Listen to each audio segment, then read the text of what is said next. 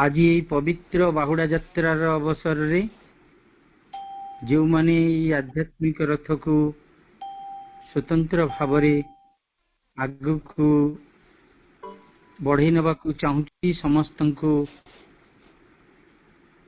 आज पवित्र दिन को स्वागत जनाऊँगी। आपण माने समस्ते से पवित्रतार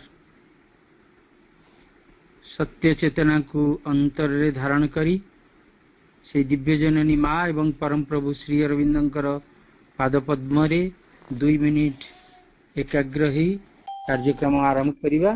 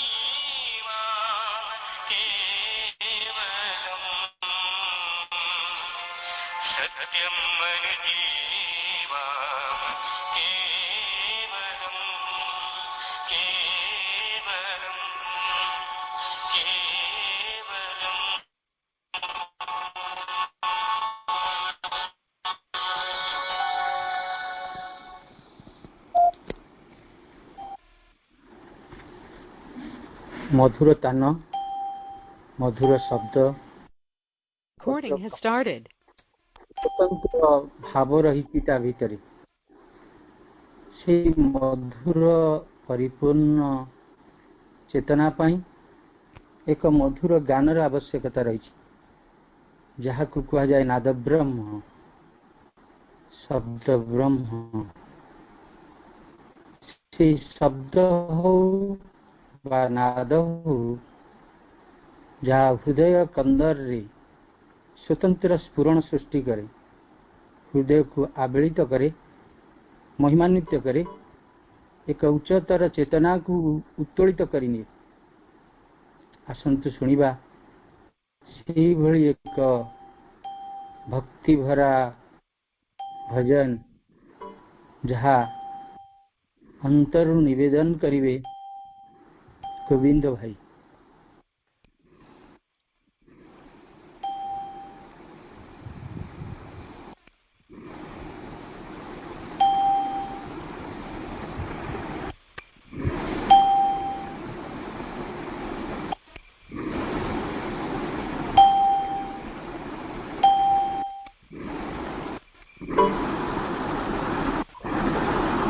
वंदे मातरम।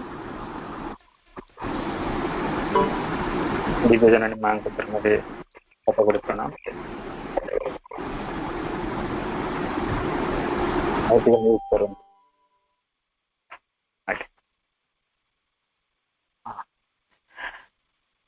तुम्हें परिव्याप्त निम्न जगत रे तथापि होइछ ऊर्ध्वासीन ज्ञानी कर्मी शासकर प्रभु हेले प्रेमर किंकर चिरदिन एही विनम्रता अछि बोली तुमे एही विनम्रता अछि बोली तुमे ईश्वर तुमे भगवान तुमे ईश्वर तुमे भगवान रुक्ष मरुरे बाली कणा तुमे तुमे पुनि बिंदु महासिंधु अचेतन आउ जड़ता अंधारे तुमे चेतनार पूर्ण इंदु दिव्य आलोकरे आलोकित तुमे दिव्य आलोकरे आलोकित तुमे दिव्य महिमारे महीयान तुमे ईश्वर तुमे भगवान तुमे ईश्वर तुमे भगवान तुमे क्षुद्रादपि क्षुद्र शैवाल तुमे पुणी महा महाद्रुम तुमे तो रूप तुमे निराकार तुमे पुणी अति मनोरम सबुरी हृदय बंदिथ तुमे सबुरी हृदय बंदिथ तुमे तुमे पुणी चिर स्वाधीन तुमे ईश्वर तुमे भगवान तुमे ईश्वर तुमे भगवान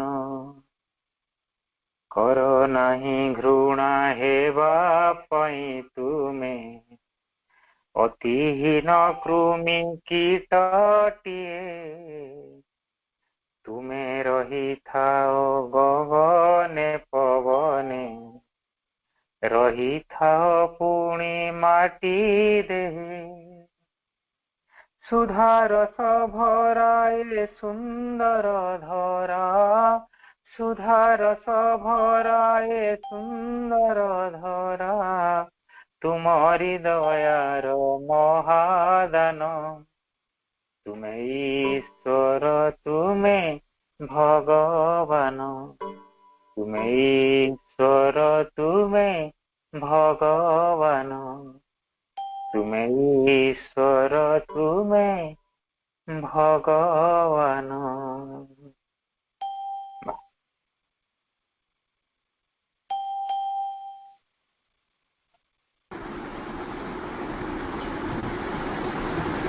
अनेक धन्यवाद तथा कृतज्ञता भाई। आज से परिवेश को आपण स्वतंत्र भाव में गढ़ी तोली। आज आम जीवा मांकर से सानिध्य निकट माँ जहाँ तांकर गोटे उत्तर रे कहउछंती कौन सी गोटे अनुष्ठान बा गोटे खाली गोटे अनुष्ठान टी खोली देले यथेष्ट नुहे किंबा केन्द्र टी खोली देले ताहा यथेष्ट नुहे। से अर्थ रे से कहउछंती to open a centre is not sufficient in itself, it must be the place of a heart of a perfect sincerity in total consecration to the divine. Let the flame of his sincerity rise high above the falsehoods and perception of the world. खाली केन्द्र T खोली देले जे यथेष्ट हैला ता नुह। ये केन्द्र हेबा उचित भगवान को निकट रे परिपूर्ण आत्मोत्सर्गर सहित एक अखंड आंतरिकतार एक शुद्ध बा विशुद्ध यज्ञ कुंड आंतरिकतार ये अग्निशिखा जगतर सकल मिथ्या और प्रवंचना को अतिक्रम करी ऊर्ध्व को उठी चालू। ताहले ये जो पाठचक्र होची सब किछिर मूल भित्ति, ताहले सी कौन? ये पाठचक्र होची एक अध्ययनर केंद्र, एक अध्ययनर चक्र, आलोचनार चक्र, आत्मिक परिसर। या गोटे साधारण विधि विधान बा उपासनार केंद्र नुहे। माँ और श्री अरविंद तांकर समग्र जीवन को जो त्याग स्वरूप ये मानव जाति पई उत्सर्ग करिसेंती, ये मानव जातिर चेतना को उत्तोलित करिबा पई से जीवन और जोग को एक और अभिन्न बोली प्रमाणित करि आछंती। से जीवन को प्रत्याख्यान करनांती। सुतरां एपरी महासागर तीरे रही आमे केते दूर निजको प्रस्तुत और प्रभावित करि परिचु ताहा परीक्षा रे पाठचक्र हेउची प्रयासर केंद्र। सेइथिपई समग्र जीवन को श्री अरविंदଙ୍କ जोगर भित्तिभूमि उपरे प्रतिष्ठित करी रखिले ताहा भी खूब कम हेबो। पाठचक्र पूर्ण जोगर माध्यम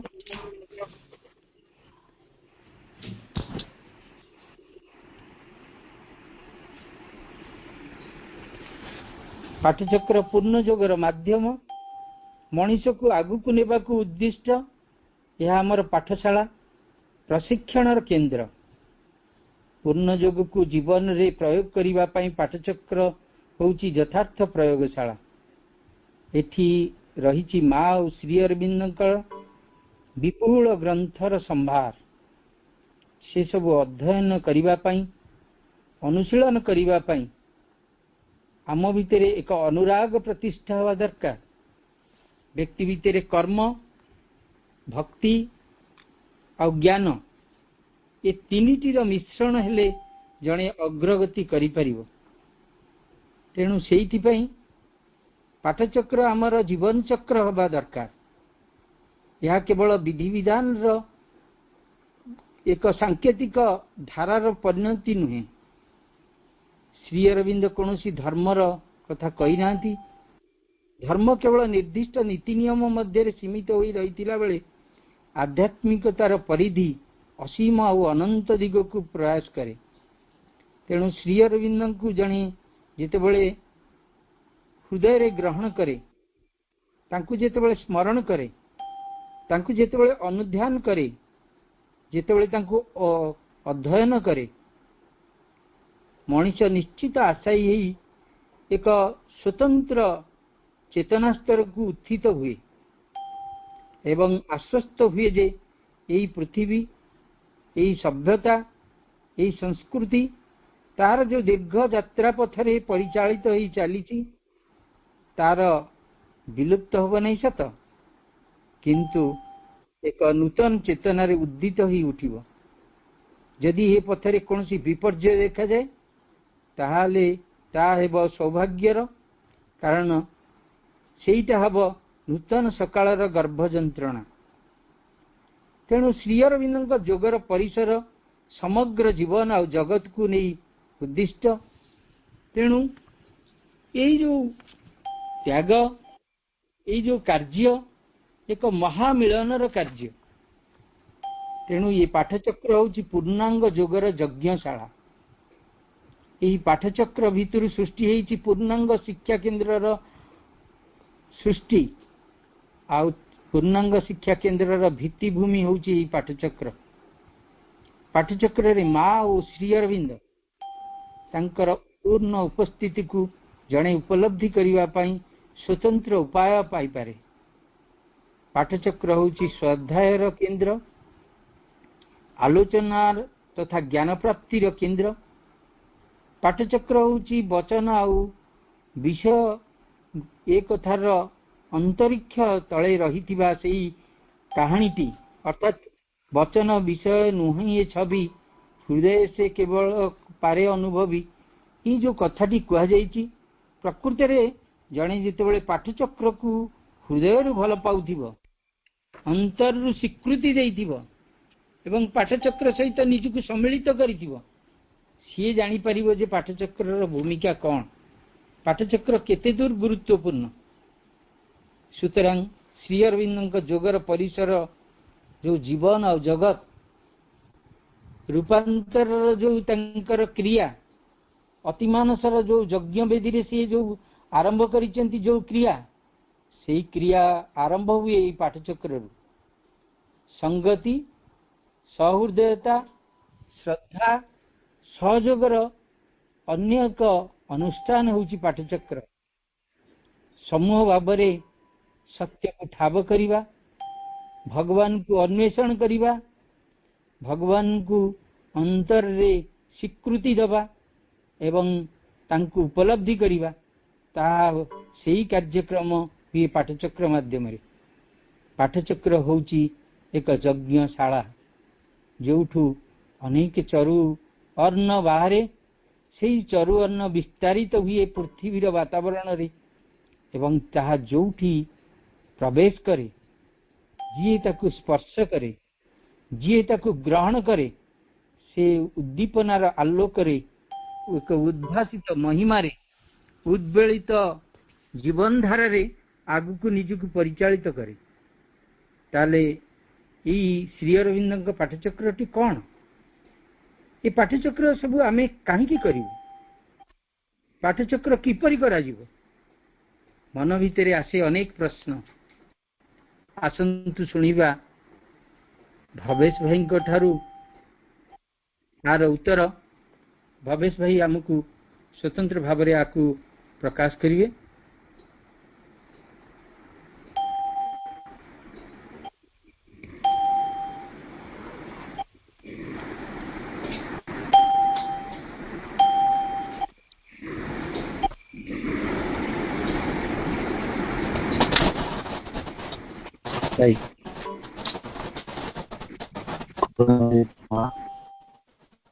परम पुरुष नवसृष्टि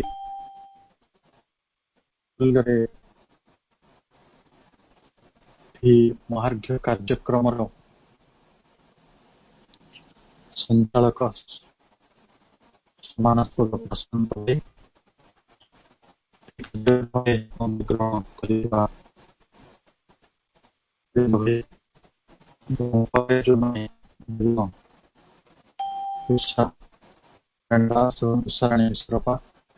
करने समस्त योगदान करेंगे महत्वपूर्ण विषय दिवस विशेष भाई के साउंड प्रॉब्लम भाई टिके साउंड प्रॉब्लम रोची टिके देखंतु नेट टा हां देखि कि टिके प्लेस टिके पर टिके सामान्य चेंज करो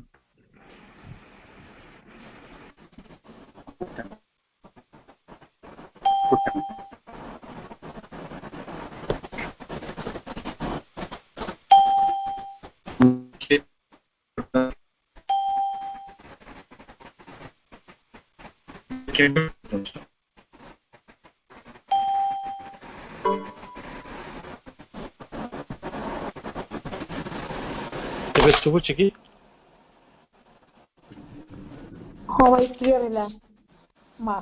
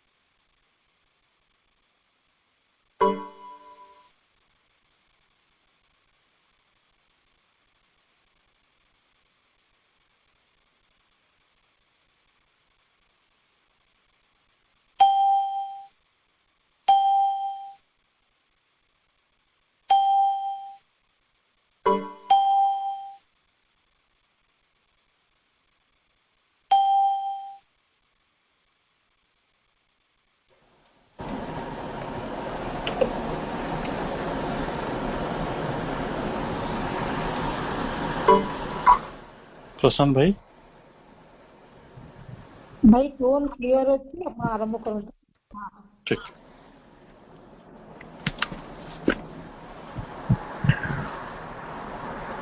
करुणा माई को आउ थे स्मरण पूर्वक आम आज विषय भीतर को प्रवेश कर विषयटी संपूर्णतः पाठचक्र संपर्कित। पाठचक्र कौन कहीं वो किपरि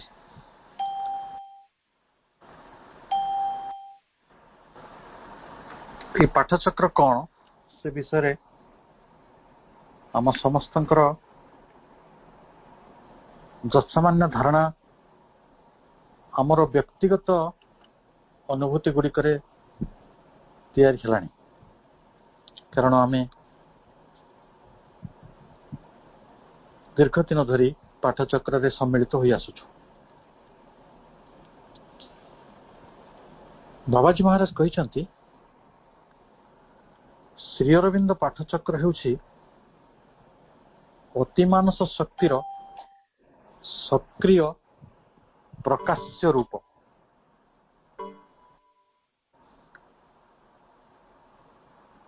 अतिमानस शक्ति ये पृथ्वीर वातावरण रे कार्य करने आरंभ करिछि एवं जेतेबेले अतिमानस शक्ति सक्रिय होइछि तार प्रकाश्य रूप होइछि पाठचक्र एभली बाबाजी कहते। कारण मानवर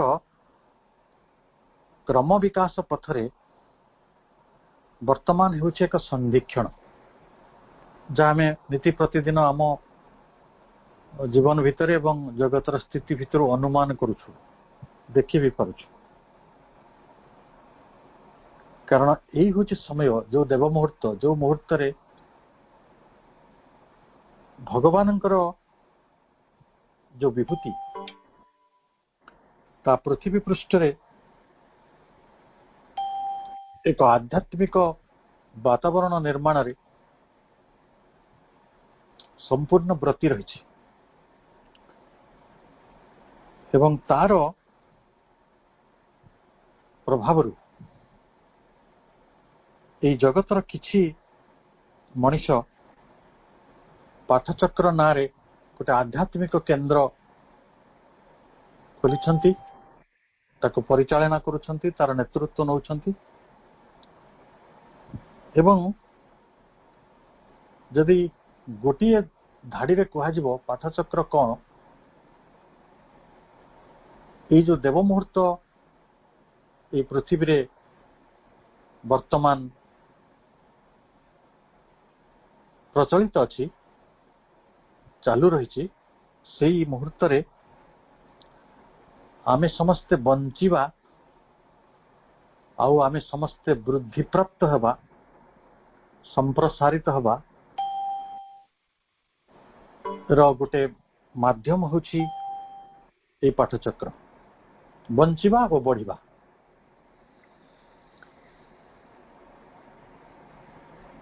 पाठचक्र होछि सत्य ज्ञान आलोक और प्रेमर पीठ। सत्य ज्ञान आलोक और प्रेमर पीठ। ये पाठचक्र धारा कहीं प्राचीन कालरू ऋषि परंपरा रे भारत वर्ष रे आरंभ होइतिला गुरुकुल भाव रे। समयर संधि रे जेतेबेले दिन सरुथिला राति आसुथिला बा अति प्रत्युषरु जेतेबेले राति सरुथिला दिन आसुथिला ताको संधि काल कहंती। से संधि काल रे संध्या उपासना करिबा यज्ञ तर्पण अर्पण करिबा तापरे ज्ञान जोगरे निजको सम्मिलित करिवार परंपरा ऋषि माने करि आसुथिले। ऋषिंकर बासगृहर पाखापाखि कौन से एक वृक्ष तले ऋषिंक पई आसन ନିର୍ଦ୍ଦିଷ୍ଟ ଥିଲା। ତା ଚାରିକଡ଼େ ଶିଷ୍ୟମାନେ ବସୁଥିଲେ ଏବଂ ଜ୍ଞାନର ଚର୍ଚ୍ଚା ହେଉଥିଲା, ପ୍ରଶ୍ନ ଉତ୍ତର ହେଉଥିଲା, ଶାସ୍ତ୍ରର ଚର୍ଚ୍ଚା ହେଉଥିଲା। ଏହି ଚର୍ଚ୍ଚା ଭିତରୁ ଜଗତର ଅନେକ ଉପନିଷଦ, ଅନେକ ସଂହିତା, ଅନେକ ବ୍ରାହ୍ମଣ, ଅନେକ ଶାସ୍ତ୍ରର ନିର୍ମାଣ ହେଇଛି। ଏବଂ ପରବର୍ତ୍ତୀ ସମୟରେ ଭାରତବର୍ଷରେ ଯେତେବେଳେ ବୌଦ୍ଧ ପରମ୍ପରା ଆସିଲା, ସେତେବେଳେ ବୁଦ୍ଧ ବି ସେଇ ଆଧ୍ୟାତ୍ମିକ ଆଲୋଚନା ସଭାମାନ ଆୟୋଜନ କରୁଥିଲେ। କେବେ ତାର ଯୋଉ ସଂଖ୍ୟାତ୍ମକ ଦୃଷ୍ଟିରୁ ତା କ୍ଷୁଦ୍ର ଥିଲା, କେବେ ସଂଖ୍ୟାତ୍ମକ ଦୃଷ୍ଟିକୋଣରୁ ତା ବୃହତ ଥିଲା, କିନ୍ତୁ ତାହା ପାଠଚକ୍ର ହିଁ ଥିଲା। ବୁଦ୍ଧ ନିଜେ ତାଙ୍କର ପରମ ଭକ୍ତ ଆନନ୍ଦ ଯୁବକ ସେମାନଙ୍କର ଗହଣରେ ଶିଷ୍ୟମାନଙ୍କୁ ବା ଅଭିପ୍ସୁମାନଙ୍କୁ, ଆଧ୍ୟାତ୍ମିକ ଅଭିପ୍ସୁମାନଙ୍କୁ ଶାସ୍ତ୍ରାର୍ଥରେ ବ୍ୟସ୍ତ ରଖୁଥିଲେ। ଏହି ଶାସ୍ତ୍ରାର୍ଥ କରିବା ଭାରତବର୍ଷର ଏକ ବିରାଟ ପରମ୍ପରା। ରାଜାମାନେ ପଣ୍ଡିତ ମଣ୍ଡଳୀଙ୍କୁ ରଖୁଥିଲେ ନିଜ ରାଜସଭାରେ। ଅନ୍ୟ ରାଜ୍ୟର ପଣ୍ଡିତ ମାନେ ଆସୁଥିଲେ, ତର୍କର ଆହ୍ୱାନ ଦିଆଯାଉଥିଲା, ଶାସ୍ତ୍ରାର୍ଥ ହେଉଥିଲା, ତର୍କ ହେଉଥିଲା। ଏବଂ ତା ଭିତରୁ ଭାରତର ଷଡ଼ଦର୍ଶନର ଜନ୍ମ ହେଇଛି। ମୀମାଂସା, ଉତ୍ତର ମୀମାଂସା, ଆମେ ସବୁ ଯାହା ପଢୁ ସେଗୁଡ଼ିକ ବୈଶେଷିକ, ନ୍ୟାୟ, ଏଇସବୁ ଦର୍ଶନର ବିଭିନ୍ନ ବିଭାଗ ଗୁଡ଼ିକ ନିର୍ମାଣ ହେଇଥିଲା। ଅର୍ଥାତ୍ ଏହି ତପଭୂମି, ଏହି ସାଧନା ପୀଠ, ଆଶ୍ରମ, ମଠ, ଗୁରୁକୁଳ, ଏ ସବୁରେ ଯାହା କିଛି ଘଟି ଆସୁଥିଲା ସେ ସବୁ ହେଉଛି ପାଠଚକ୍ର। ଆମେ ଯେତେବେଳେ ଦେଖିବା ଗ୍ରୀସରେ ସଭ୍ୟତାର ନିର୍ମାଣ ହେଲା, ସେ କଥା ଶ୍ରୀ ଅରବିନ୍ଦ ଉଲ୍ଲେଖ କରିଛନ୍ତି। sevenfold ignorance to sevenfold knowledge ପ୍ରବନ୍ଧର ଷଷ୍ଠ ପରିଚ୍ଛେଦରେ, ଷଷ୍ଠ ପାରାଗ୍ରାଫରେ ଗ୍ରୀକ ମାନଙ୍କର ସଂସ୍କୃତିର କଥା କହିଛନ୍ତି। ହେଲେନିକ କଲଚର, ସେଇଠି ବୌଦ୍ଧିକତା ଥିଲା ଗୋଟେ ଅଙ୍ଗ। ଆପଣମାନେ ଶୁଣିଛନ୍ତି ତାର ଯେଉଁମାନେ ପ୍ରତିବେଶୀ ଅଞ୍ଚଳ ଥିଲା, ସେ ଅଞ୍ଚଳର ଆମେ ଯଦି ଦେଖିବା, ଏଥେନ୍ସ କଥା ଭାବିବା କି ସ୍ପାର୍ଟାର କଥା ଭାବିବା, କି ସେଇ ସବୁ ଅଞ୍ଚଳରେ ଯେବେ ବିଖ୍ୟାତ ଦାର୍ଶନିକ ସବୁ ଜନ୍ମ ନେଲେ, ସେ ସକ୍ରେଟିସ୍ ହୁଅନ୍ତୁ, ପ୍ଲାଟୋ ହୁଅନ୍ତୁ, ଆରିଷ୍ଟଟଲ ହୁଅନ୍ତୁ, ସେମାନେ ଏକାଡେମିଆ କରିଥିଲେ। ଜଣେ ଦୁଇ ଜଣ ମିଶୁଥିଲେ ଆଉ ସେମାନେ ତାକୁ ଗୋଟେ ଶାସ୍ତ୍ରକୁ ଅଧ୍ୟୟନ କରୁଥିଲେ, ଆଲୋଚନା କରୁଥିଲେ, ଚର୍ଚ୍ଚା କରୁଥିଲେ। ତାରି ଭିତରୁ ଗୋଟିଏ ସାରସ୍ୱତ ସାଧନା, ସାରସ୍ୱତ ଚିନ୍ତା ଏବଂ ଏକ ଉଚ୍ଚାଙ୍ଗ ଦର୍ଶନର ଜନ୍ମ ହେଉଥିଲା। ଏ ଥିଲା ପଦ୍ଧତି। ଏବଂ ପରବର୍ତ୍ତୀ ସମୟରେ ଏହି ଗୁରୁ ପରମ୍ପରାକୁ ଭାରତବର୍ଷରେ ବଜାୟ ରଖାଯାଇଛି। ଏବଂ ଯେତେବେଳେ ଶ୍ରୀ ଅରବିନ୍ଦଙ୍କ ଯୁଗ ଆସିଲା,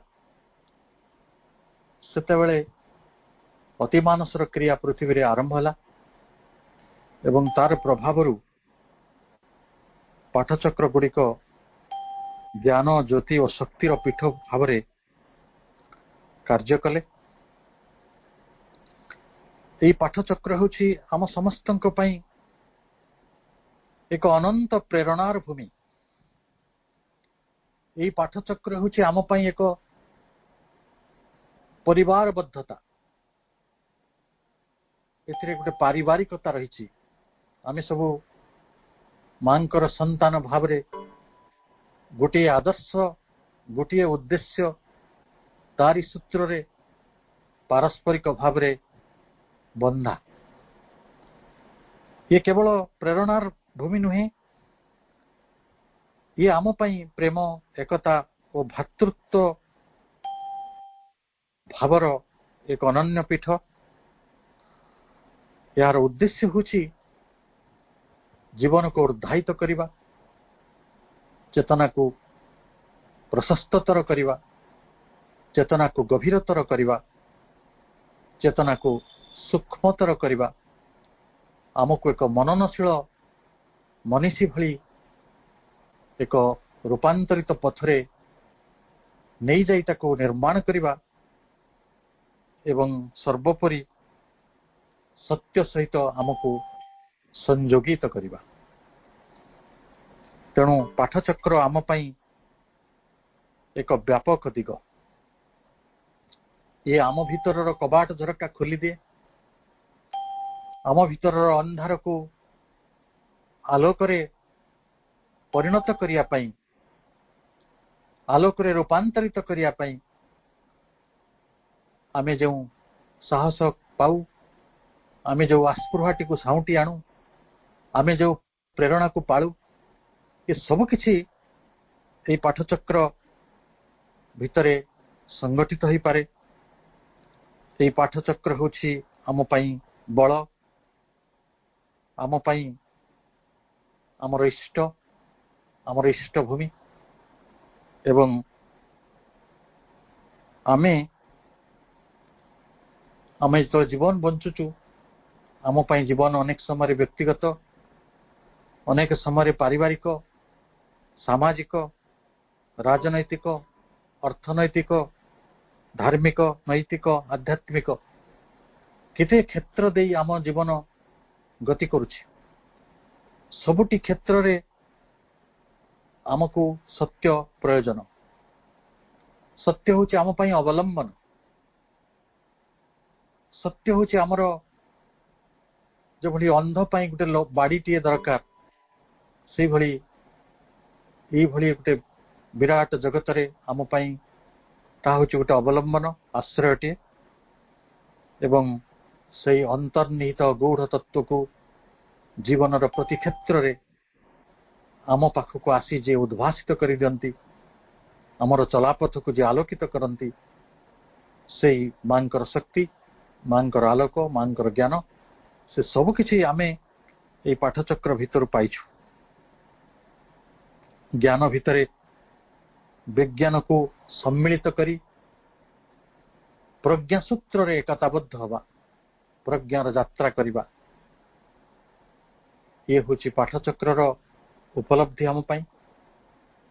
ताहले गोटे संगबद्ध जीवन रो आधार भावरे गोटे उन्नत दिव्य जीवन रो प्रतिष्ठा दिगरे जदि सबुठारु केही अधिक श्रद्धाशील, अधिक ममताबद्ध, अधिक प्रतिबद्ध भावरे संगठित होता है, ता होछि पाठचक्र परिकल्पना। एवं एक कथा मध्य सत्य, से कथा को आमे आलोचना को आसीबा। पाठचक्र गोटे कार्यधारा एक निर्दिष्ट पद्धति रे आमे अनेक समय बांधिबा को चेष्टा करू। सेपरि काहे होछि, एथि पई होछि जे आम पाखरे एबे भी गोटे धार्मिक मन, एसोटरिक माइंड बंची रहिछि। मु जेतळे नुआ नुआ पाठचक्र आसुथिली 30-40 वर्ष तळे, मु देखिछि अनेक लोक कहती पाठचक्र रे भगवत गीता पढ़ा जीवनी।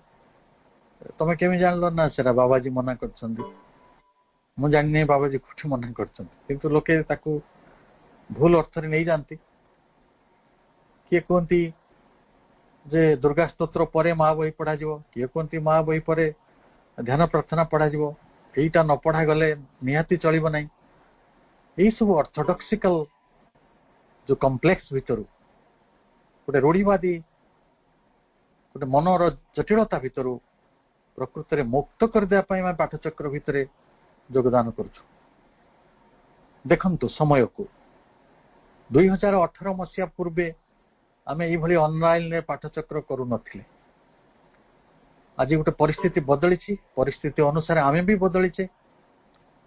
वैषयिक ज्ञान एवं प्रजुक्ति विद्या आमको एथिरे यथेष्ट सहयोग करिछि। आज जो माने ऑनलाइन रे पाठचक्र रे योगदान करूछंती, ओडिशारू ओडिशा बाहरु एवं विभिन्न विदेश रे रहितिबा भाई भौणी माने मध्य आमे गोटे परिवार सूत्र आज बांधी पारुछे आम परिवार बढ़ुछि आमर परिचय बढ़ुछि आमर घनिष्ठता बढ़ुछि आंतरिकता बढ़ुछि कथा आपण व्यक्तिगत अनुभव करुथे यारी भितर आमे केते भाई भौणी सहित अंतरंग भाव में परिचित हेले नुआ प्रयोग को आमे ग्रहण करू आम पाखे से उन्मुक्तता तैयारी करिया पई पाठचक्र परिकल्पना हितिला एवं आमे निर्दिष्ट गुला भितरे गोटे निर्दिष्ट गतानुगतिक प्रथा वा संस्कार द्वारा सीमित हवा पई पाठचक्र करूना आमे पाठचक्र वास्तविक करूछंती एथि पई जे भली आमे सत्य प्रति ज्ञान प्रति प्रेम प्रति आलोक प्रति निजको उत्सर्ग करि पारु एवं तारी भितरे बंचिया पई आम भितरे दिव्य संकल्पर जन्म हो एवं आमे जेतेबेले धीरे धीरे वर्षे नुहे 2 वर्ष नुहे 5 वर्ष नुहे 10 वर्ष नुहे तमाम जीवन पाठचक्र भितर व्यतीत करू सेतेबेले बुझी पारू जे ये होछि सत्यर एपरी एक क्रियाधारा जहा अनंत व्यापक सक्रिय और सृजनात्मक आपण जने सृजनर मनीष विक्षोभर मनीष नुहे कि आपण भितरे गोटे नकारात्मक मनोभावर जन्म हो नहीं आमे समस्ते क्रमशः सकारात्मक हो पड़ुछंती सृजनात्मक हो पड़ुछंती अधिक सक्रिय हो पारुछंती तेणु ये जो आध्यात्मिक केंद्र भाव में आमे पाठचक्र को पाइछु ये आमर सिद्धि को बहु बाटरे सक्रिय करिछि गोटे सिद्धि होछि व्यक्तिगत सिद्धि और समृद्धि अन्यटी है आम सामूहिक सिद्धि और समृद्धि आमे समस्ते संवर्धित होछु आमे समस्ते समृद्ध होछु आमे बढ़ुछु संवर्धन होछि आमर धर्म तेणु समाजर बा सामूहिक जीवनर क्षति हला बड़ी कौनसी तत्व या भितर नहीं बरं सामाजिक जीवन अधिक परिपुष्ट हवा अधिक सुंदर हवा अधिक दिव्य हो उठिबार एक निश्चित संभावना आज देखा देछि ताले आमे देखुछु जदि यही कथा चली रहे जदि सबु मनीष माने सत्य ज्ञान प्रेम आलोक उत्सर्ग प्रेरणा संकल्प सृजनशील जीवन टे बंचिया को चेष्टा करती सक्रिय जीवन टे बंचती व्यापक उन्मुक्त अनंत जीवन टे असीमित जीवन टे बंचती ताले स्वाभाविक भाव में समाजर वातावरण भितरे जहाँ रही जो अज्ञानता जो असत्य जो अन्याय जो मिथ्याचार दुख जंत्रणा भय मृत्यु तार परिवर्तन निश्चय निश्चय निश्चय हब एवं एइथिपाई पाठचक्र आम पाई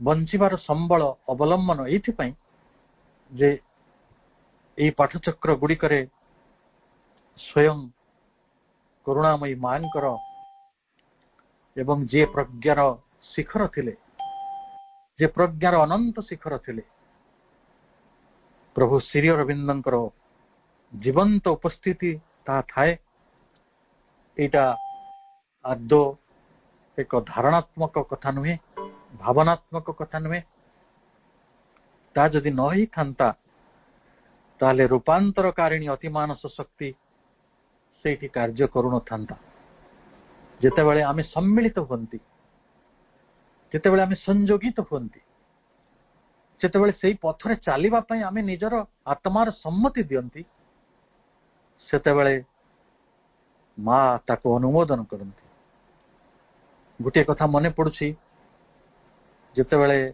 मां सहित जने सहयोगी भावरे हुता ଆସିଥିଲେ ଫ୍ରାନ୍ସରୁ। ଅନେକ ଦିନ ବିତିଗଲା। ହୁତା ଜଣେ ଜନ୍ମଗତ ପ୍ରତିଭା ଥିବା ଚିତ୍ରକର। ସେତେବେଳେ ସିଏ ଅନେକ ଦିନ କାମ କଲା ପରେ ମାଙ୍କ ସାଙ୍ଗରେ ଦିନେ ସେ ମାଙ୍କୁ ପଚାରିଲେ, ମା ଆପଣ ତ ଭାରତ ଆସିଥିଲେ ଶ୍ରୀ ଅରବିନ୍ଦଙ୍କୁ ସାକ୍ଷାତ କରିବା ପାଇଁ, ଆଜି ତାଙ୍କର ଦର୍ଶନକୁ ଆପଣ ସମଗ୍ର ପୃଥିବୀରେ ପରିବ୍ୟାପ୍ତ କରୁଛନ୍ତି, ତାକୁ ପ୍ରକାଶ ରୂପ ଦେଉଛନ୍ତି, ହେଲେ ମୁଁ ଜାଣିପାରୁନି ମୋର ଭୂମିକାଟି କୋଉଠି। ମା ତାଙ୍କୁ କହିଲେ, ତମେ ସାବିତ୍ରୀ ପଢ। ସେ କହିଲେ, ମୁଁ ସାବିତ୍ରୀ ତ ବୁଝିପାରୁନି, ମୁଁ ଏକା ପଢି ପାରୁନି। ମା କହିଲେ, ତମେ এবି ପୁରାଣୀଙ୍କର ସାହାଯ୍ୟ ନିଅ। ଏଇଟା 1961 ମସିହାର କଥା। 1961 ମସିହାରେ এবି ପୁରାଣୀ ଏବଂ ହୁତା ସାବିତ୍ରୀ ପଢିବା ଆରମ୍ଭ କଲେ। 4 ବର୍ଷ ପରେ 1965 ମସିହାରେ এবି ପୁରାଣୀ ଆମେରିକା ଗଲେ ଶ୍ରୀ ଅରବିନ୍ଦଙ୍କ ଦର୍ଶନ ସମ୍ପର୍କରେ ବିଭିନ୍ନ ବିଶ୍ୱବିଦ୍ୟାଳୟରେ ଯୋଗ ଦେବା ପାଇଁ। ତାଙ୍କର ଦେହର ଅବସ୍ଥା ଭଲ ରହିଲା ନାହିଁ। ପରେ ତାଙ୍କର ଇହଲୀଳା ସମ୍ବରଣ ହେଇଗଲା ଏବଂ ହୁତା ପୁଣି ଥରେ ମାଙ୍କ ପାଖକୁ ଗଲେ, ମା ସାବିତ୍ରୀ ପଢା ସମାପ୍ତ ହେଇନାହିଁ, ପୁରାଣୀ ଯାଉ ନାହାନ୍ତି। ମା କହିଲେ, ତାହେଲେ ତମେ ଅମଲ କିରଣଙ୍କ ସହିତ ବାକି ଅଂଶ ଗୁଡିକ ପଢ। ପୁଣି ସେ ଅମଲ କିରଣଙ୍କ ସହିତ ପଢିଲେ। 1966 ମସିହାରେ ଯେତେବେଳେ ତାଙ୍କର ସାବିତ୍ରୀ ପଢା ଶେଷ ହେଲା, ହୁତା ଯାଇକି ମା କହିଲେ, ମା ଆମେ ସାବିତ୍ରୀ ପଢିଲୁ ସାରିଲୁ। ମା ସେଠୁ ଆଖିଟିକୁ ବନ୍ଦ କଲେ। ତାପରେ କହିଲେ, ଏ ଗ୍ରେଟ୍ ୱାର୍କ ଇଜ୍ ଆକମ୍ପ୍ଲିଶ୍ଡ। ଏକ ବିରାଟ କାର୍ଯ୍ୟ ସମ୍ପନ୍ନ ହେଇଛି। ତାହେଲେ ଭାଇ ଭଉଣୀ ମାନେ, ଆମେ ଯେତେବେଳେ ଶ୍ରୀ ଅରବିନ୍ଦଙ୍କର କୌଣସି ଏକ ମୂଳଲେଖା ପଢାକୁ ସମାପ୍ତ କରୁଛୁ, ଆପଣ ଭାବନ୍ତୁ ଚେତନାର ରାଜ୍ୟରେ ଆମେ ଏକ ବିରାଟ ମହତ୍ତମ କାର୍ଯ୍ୟକୁ ଗୋଟେ ସାକାର ରୂପ ଦେଇଛୁ। ଏଥିରେ ମାଙ୍କର ଅନୁମତି ରହିଛି ଏବଂ ସେତେବେଳେ ଆମ ଭିତରେ ମାଙ୍କର ସେଇ ସକ୍ରିୟ ରୂପାନ୍ତରକାରିଣୀ ସୃଷ୍ଟିକାରିଣୀ ଅତିମାନସ ଶକ୍ତି କାମ କରୁଛି ଏବଂ ମା ଯେଉଁ ଅତିମାନସ ଶକ୍ତିକୁ ଜଗତରେ ଉତାରି ଆଣିଛନ୍ତି ଏବଂ ସେଇ ଶକ୍ତିର କ୍ରିୟାକୁ ଉପଯୋଗ କରି ଆମମାନଙ୍କର ଆତ୍ମଶୁଦ୍ଧି କନସିକ୍ରେସନ ଦିଗରେ କାମ କରୁଛନ୍ତି, ଆମର ରୂପାନ୍ତର ଦିଗରେ କାମ କରୁଛନ୍ତି। ଆମର ମନ ପ୍ରାଣ ଶରୀରର ରୂପାନ୍ତରିତ ଅବସ୍ଥାରେ ଯେତେବେଳେ ଭଗବତ ଚେତନାରେ ଆମେ ସମସ୍ତେ ଅନୁରଣିତ ହେବା, ଯେତେବେଳେ ଅଭିଷିକ୍ତ ହେବା, ସେତେ ପର୍ଯ୍ୟନ୍ତ ମାଙ୍କର ଏହି କାର୍ଯ୍ୟଧାରା ଲାଗି ରହିବ, ଚାଲୁ ରହିବ ଏବଂ ଯେତେ ପର୍ଯ୍ୟନ୍ତ ଅସତ୍ୟ, ମିଥ୍ୟାଚାର, ଦୁଃଖ, ଶୋକ, ଭୟ, ମୃତ୍ୟୁ, ଅଜ୍ଞାନତା ଲୋପ ହେଇନାହିଁ, ଯେତେ ପର୍ଯ୍ୟନ୍ତ ଦିବ୍ୟ ସମାଜ ପ୍ରତିଷ୍ଠିତ ହେଇପାରି ନାହିଁ, ସେତେ ପର୍ଯ୍ୟନ୍ତ ପରମ ପ୍ରଭୁ ଏହି ଜଗତକୁ ଯେଉଁ ସିଦ୍ଧିର ଅଭିମୁଖେ, ଯେଉଁ ଶିଖରର ଅଭିମୁଖେ ନେଇ ଯାଉଛନ୍ତି, ସେଇ ଶିଖରରେ, ସେଇ ସିଦ୍ଧିରେ ପହଞ୍ଚାଇ ପାରିନାହାନ୍ତି, ସେତେ ପର୍ଯ୍ୟନ୍ତ ଏହିସବୁ କେନ୍ଦ୍ର ଗୁଡିକର ଆବଶ୍ୟକତା ରହିବ। ଆମେ ଜାଣୁ, ନିଜେ ମା ଫ୍ରାନ୍ସରେ ଥିଲାବେଳେ ପାଠଚକ୍ର କରୁଥିଲେ। ମା ଗୋଟେ ଜାଗାରେ ଲେଖିଛନ୍ତି ଯେ 1912 ମସିହାରେ ପ୍ୟାରିସ ଠାରେ ମାଙ୍କର ବାସଭବନରେ ଏକ ପାଠଚକ୍ର ଅନୁଷ୍ଠିତ ହେଉଥିଲା। ସେଥିରେ 12 ଜଣ ଅଭିପ୍ସୁ ଯୋଗ ଦେଉଥିଲେ। ଆତ୍ମଜ୍ଞାନ ତଥା ଆତ୍ମଜୟ ଲାଭ କରିବା ନିମନ୍ତେ ସେମାନେ ଦୃଢ ପ୍ରୟାସୀ ଥିଲେ। ଯୋଉ 12 ଜଣ ସେଥିରେ ଯୋଗଦାନ କରୁଥିଲେ, ସେମାନଙ୍କର ଗୋଟିଏ ଅଭିଳାଷ ଥିଲା ଆତ୍ମଜ୍ଞାନ ଲାଭ କରିବା, ସେଲ୍ଫ ନଲେଜ। ଯୋଉ ସେଲ୍ଫ ନଲେଜକୁ ନେଇ ଆମେ ଏତେ ଚିନ୍ତା କରୁ ଏବଂ ଏତେ ଆତ୍ମଜୟ ମଧ୍ୟ ଯୋଉଟାକୁ ଆମେ ପଢୁଛୁ, ସେଲ୍ଫ ମାଷ୍ଟରୀ, ଯୋଉ ଶବ୍ଦ ଗୁଡିକ ଲାଇଫ ଡିଭାଇନରେ ବି, ସେଇ କଥା ସେମାନଙ୍କର ପ୍ରୟାସ ଭିତରେ ଥିଲା। ଏବଂ ସପ୍ତାହରେ ଥରେ କେବଳ ବୁଧବାର ଦିନ ଏହି ଆଲୋଚନା ଚକ୍ର ଅନୁଷ୍ଠିତ ହେଉଥିଲା। ମା ଥିଲେ ସେହି ଆଧ୍ୟାତ୍ମିକ କେନ୍ଦ୍ରର କର୍ତ୍ରୀ। ଏବଂ ଆପଣଙ୍କୁ ମନେ ଥିବ ଯେତେବେଳେ ଆଶ୍ରମରେ କ୍ଲାସ ଆରମ୍ଭ ହେଲା, ପ୍ଲେ ଗ୍ରାଉଣ୍ଡରେ ବିଭିନ୍ନ ପ୍ରଶ୍ନ ଉତ୍ତରର କାର୍ଯ୍ୟକ୍ରମ ଏବଂ ଶ୍ରୀ ଅରବିନ୍ଦଙ୍କ ସାହିତ୍ୟର, ଶ୍ରୀ ଅରବିନ୍ଦଙ୍କ ଦର୍ଶନର ବ୍ୟାଖ୍ୟା, ତ ସେତେବେଳେ ଯୋଉ କ୍ଲାସଟି ହେଇଥିଲା ସେଟା ବି ସେ ବୁଧବାର ହେଇଥିଲା। ଏବଂ 1912 ମସିହା ମେ ମାସ 14 ତାରିଖରେ ଏହାର ପ୍ରଥମ ବୈଠକ ହେଇଥିଲା। ସେ ବୈଠକ ଏମିତି ହଉଥିଲା, ପ୍ରତ୍ୟେକଙ୍କୁ ଗୋଟେ ଗୋଟେ ବିଷୟ ଦିଆଯାଉଥିଲା। ସେମାନେ ପରବର୍ତ୍ତୀ ବୈଠକ ପାଇଁ ସେଗୁଡ଼ିକର ଉତ୍ତର ଲେଖିକି ଆଣୁଥିଲେ। ମା ମଧ୍ୟ ତାର ଉତ୍ତର ଲେଖୁଥିଲେ। ପରବର୍ତ୍ତୀ ବୈଠକରେ ସେଗୁଡ଼ିକ ପାଠ କରାଯାଉଥିଲା ଏବଂ ଏଇ ସବୁ ବିଷୟ ଯାହା ମା ତାକୁ ଉତ୍ତର ଦେଇଛନ୍ତି ସେଟା ମଧ୍ୟ ଆମ ପାଖରେ ଉପଲବ୍ଧ ଅଛି ମାଙ୍କର କରୁଣାରୁ। ୱାର୍ଡସ୍ ଅଫ୍ ଲଙ୍ଗ ଏଗୋ, ଯୋଉଟା କମ୍ପ୍ଲିଟ ୱାର୍କସର ମାଙ୍କର ଭଲ୍ୟୁମ 2, ଯୋଉମାନେ ତାକୁ ପଢୁଥିବେ ସେମାନେ ଦେଖିବେ ପଣ୍ଡିଚେରୀ ଆଶ୍ରମ ଆସିବାର ଅବ୍ୟବହିତ ପୂର୍ବରୁ, କିଛି ବର୍ଷ ପୂର୍ବରୁ ମା ତାଙ୍କର ବାସଭବନରେ ପ୍ୟାରିସ ଠାରେ ଯେଉଁ ପାଠଚକ୍ର କରୁଥିଲେ ତାର ଅନେକ ଆଲୋଚନା ଏହି ପୁସ୍ତକରେ ସମ୍ମିଳିତ ରହିଛି। ଏବଂ ଆପଣ ଜାଣନ୍ତି ଯୋଉ ବୁଧବାର ପ୍ଲେ ଗ୍ରାଉଣ୍ଡର କ୍ଲାସ କଥା ମୁଁ କହୁଥିଲି ସେଇଟା 1953ରେ ଶ୍ରୀ ଅରବିନ୍ଦଙ୍କର ଏହି ଧରାରୁ ନିଜକୁ ଅପସାରଣ କରି ନେବାର 3 ବର୍ଷ ପରେ ମାର୍ଚ୍ଚ ମାସରେ ବିଧିବଦ୍ଧ ଭାବରେ ଆରମ୍ଭ ହୋଇଥିଲା ଏବଂ ସେଥିରେ ଦେଶ ବିଦେଶରୁ ଅନେକ ଲୋକ ଆସିକି ମାଙ୍କର ଏହି ବିରାଟ କାର୍ଯ୍ୟରେ, ଦିବ୍ୟ ଜୀବନ, ଦିବ୍ୟ ସମାଜ ପ୍ରତିଷ୍ଠା ଦିଗରେ ତାଙ୍କର ଯୋଉ ସ୍ୱତଃସ୍ଫୂର୍ତ୍ତ ଯୋଉ ଅଭିଳାଷ ରହିଥିଲା ତାକୁ ସାକାର କରିବା ପାଇଁ ସମ୍ମିଳିତ ହୋଇଥିଲେ। ଏବଂ ତା ମଧ୍ୟ ଆଜି ମାଙ୍କର କମ୍ପ୍ଲିଟ ୱାର୍କସରେ ଆମେ ତାକୁ ପାଉଛୁ। ତାହେଲେ ଯଦି ଶ୍ରୀ ଅରବିନ୍ଦ ପାଠଚକ୍ରର ଯଥାର୍ଥ ସ୍ୱରୂପ ଓ ଭୂମିକା ସମ୍ପର୍କରେ ଆମକୁ କେହି ପ୍ରଶ୍ନ ପଚାରନ୍ତି, ତାହେଲେ ଆମେ ଏକଥା କହିବା ଯେ ଆମ ସମସ୍ତଙ୍କ ପାଇଁ ଏ ହେଉଛି ପୂର୍ଣ୍ଣ ଯୋଗ ସାଧନାର କେନ୍ଦ୍ର, ପୂର୍ଣ୍ଣ ଯୋଗ ସାଧନାର ପୀଠ। ଆମେ ଏଠି କୌଣସି ଧର୍ମ ଅନୁମୋଦିତ, କୌଣସି ଆନୁଷ୍ଠାନିକ, କୌଣସି ଦଳଗତ, ପ୍ରଥାଗତ, ସଂକୀର୍ଣ୍ଣ ମନୋଭାବାଗତ ବାହ୍ୟ କ୍ରିୟା ବା ପଦ୍ଧତିକୁ ଅନୁସରଣ କରି କୌଣସି ପ୍ରଚାର କାର୍ଯ୍ୟରେ ଏଠି ନାହୁଁ।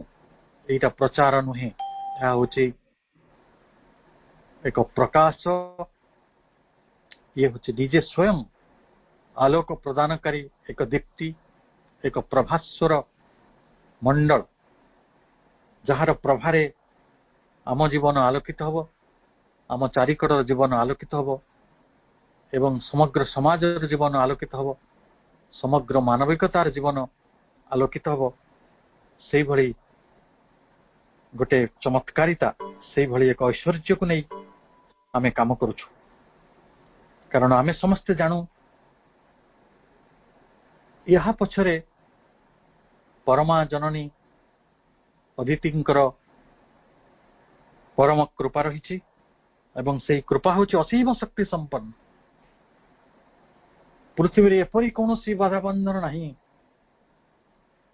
ପୃଥିବୀରେ ଏଭଳି କୋଉ ଦୁର୍ଜୟ ଶତ୍ରୁ ନାହିଁ ଯିଏ ଏହି ବିରାଟ ଶକ୍ତି ଆଗରେ ଛିଡା ହେଇପାରିବ। ତେଣୁ ଆମେ ଯେଉଁମାନେ ଆଧ୍ୟାତ୍ମିକତାକୁ ଆନ୍ତରିକତାର ସହିତ ଗ୍ରହଣ କରିଛୁ, ଆମେ ଜାଣୁ ଯେ ମା ତାଙ୍କର ଏହି ବିରାଟ ଶକ୍ତିକୁ କିଭଳି ଭାବରେ ସୂକ୍ଷ୍ମ ରୂପରେ ଆମ ଭିତରେ ବୁଣି ଦିଅନ୍ତି ଏବଂ ତାକୁ ଆମ ଭିତରେ ଯଥାର୍ଥ ଆନ୍ତରିକତାର, ଯଥାର୍ଥ ଗ୍ରହଣଶୀଳତାର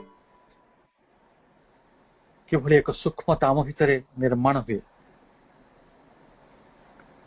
ତେଣୁ ଆମେ ଏଠିକି କୌଣସି ଧାର୍ମିକ ମଣିଷ ହେବାକୁ ଆସିନାହୁଁ, ଗୋଟେ ନୈତିକବାଦୀ ହେବାକୁ ଆସିନାହୁଁ, ଆମେ ଆଦର୍ଶବାଦୀ ହେବାକୁ ଆସିନାହୁଁ। बा गोटे मानसिक धारणा गोटे मतवाद गोटे विश्वास ताकू साकार करने को आसीना आम आसीचु एक आध्यात्मिक प्रस्तुति सकाशे एक आध्यात्मिक जुगर प्रतिष्ठा निमंते एक आध्यात्मिक सत्तार जेभली प्रकाश हम से आध्यात्मिक सत्ताटी आसिक गोटे आध्यात्मिक मानव समाज तैयारी करिवो से भली एक अभिप्सा से भली एक गतिधारा सहित आम गति करुछु तेणु आम नवजन्म विश्वास करुछु नूतन सत्तार विश्वास करुछु नूतन प्रकृति रे विश्वास करुछु नूतन जागरण रे विश्वास करुछु एटा होची आम पई आध्यात्मिकतार सारस्वतत्व तेणु आम नवसृष्टिर पथरे अछु नवसर्जनार पथरे अछु तेणु आम पई एई साधनार यथार्थ आध्यात्मिक अर्थ हला जीवन और कर्मर पूर्ण रूपांतर और दिव्य जीवन प्राप्ति ताले सर्वादौ आमे जो साधना करी चलीछु जो पूर्ण जोगर विवर्तन धारा निजको सामिल करिछु आत्मशुद्धि आत्म आविष्कार और आत्मार अनुगत हवा क्षेत्र रे आमे व्यक्तिगत समष्टिगत रूपांतर पाई जो विप्लव आनीछु आमर व्यक्तिगत अभिवृद्धि और विकास निमंते आमे जो कार्य करूछु ऐक्य और संहति पाई आमे तार मूलमंत्र भावरे आत्मार गुण भावरे आमे ताको स्वीकार करिछु एई भली स्वतंत्र आम भितरे जो आंतरिकता तैयारी करिछि जो संवेदना तैयारी करिछि जो चिन्मयी प्रभाव आम भितर तैयारी हिछि ये सब संभव होइछे केवल शाश्वत गुरु एवं करुणामयी मांकर संस्पर्श फल से आमको रूपायित करुछंती से आमको निर्माण करुछंती जेभली आमे गोटे मानविक चेतना भितर मुक्त होई एक दिव्य चेतना भितर को प्रविष्ट हो जाओ ताको छाड़ीदेले आम भितर अन्य कौनसी अनुरक्ति नहीं आमर अनुरक्ति होचंती माँ एवं श्री अरविंद आमर भक्ति होचंती माँ और श्री अरविंद आमर श्रद्धा होचंती माँ और श्री अरविंद आमर निष्ठा होचंती माँ और श्री अरविंद तेणु आमे कौनसी बाह्य आडंबर बा धर्मानुष्ठान भितरे आबद्ध नु कि आमे ए संसारर कौनसी नकल बा काहाको अनुकरण करिवार किछि आवश्यकता मध्य नहीं कारण आमे नूतन पथर यात्री आमे रूपांतरित जीवन तैयारी करिवु आमे नूतन मानव जाति तैयारी करिवु दिव्य समाज तैयारी करिवु माँ जेतेबेले 1962 मसीह श्री अरविंद आंतर्जातिक शिक्षा केंद्र प्रतिष्ठा कले बुलेटिन रे गोटे जगार कहउचंती आमे पुरातन पद्धतिर नकल करूना गोटे पूर्ण नूतन वस्तु संसार रे स्थापन करिया को कर्म करूछु एई नूतन वस्तुटी होछि दिव्य मानव जाति और दिव्य समाज गठन एवं सेटा संभव हब ता रूपायित हब पाठचक्र माध्यम रे ताले आमे बुझी पारुथुवा पाठचक्र आम जीवन रे कौन अर्थ रखे और पाठचक्र स्वरूप कौन पाठचक्र भूमिका कौन पाठचक्र आम जीवन रे कहीं महत्वपूर्ण माँ कहउचंती जे जो माने एई मूलभित्ति पाठचक्र सहित संयोगित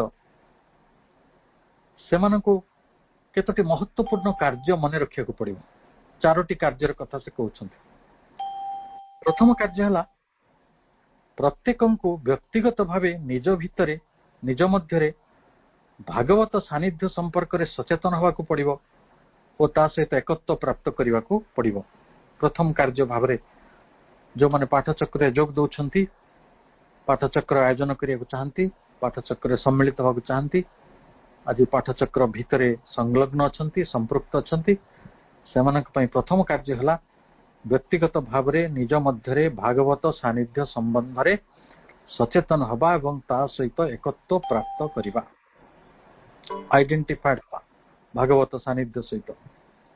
ଦ୍ୱିତୀୟ କହୁଛନ୍ତି ଆଧାରର ସେଇ ସକଳ ଅବସ୍ଥାକୁ ତାର ଯଥାର୍ଥ ବ୍ୟଷ୍ଟି ରୂପ ଦେବାକୁ ହେବ,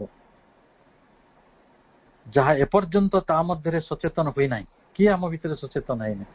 ଆମର ସତ୍ତା ଗୁଡ଼ିକ, ଆମ ଶରୀର, ଆମ ପ୍ରାଣ, ଆମ ମନ, ସେମାନେ ସଚେତନ ହେବେ ଏବଂ ସେମାନେ ପୃଥିବୀକୁ ତା ସହିତ ସଂଯୁକ୍ତ କରିବେ। ଯେଉଁ ବିଶ୍ୱ ଚେତନାର କଥା, ବିଶ୍ୱ ପ୍ରାଣର କଥା, ବିଶ୍ୱ ବେଦନାର କଥା, ବିଶ୍ୱ ବ୍ୟକ୍ତିତ୍ୱର କଥା କୁହାଯାଉଥିଲା, ନିଜକୁ ଆମେ ପୃଥିବୀ ସହିତ ସଂଯୁକ୍ତ କରିବା।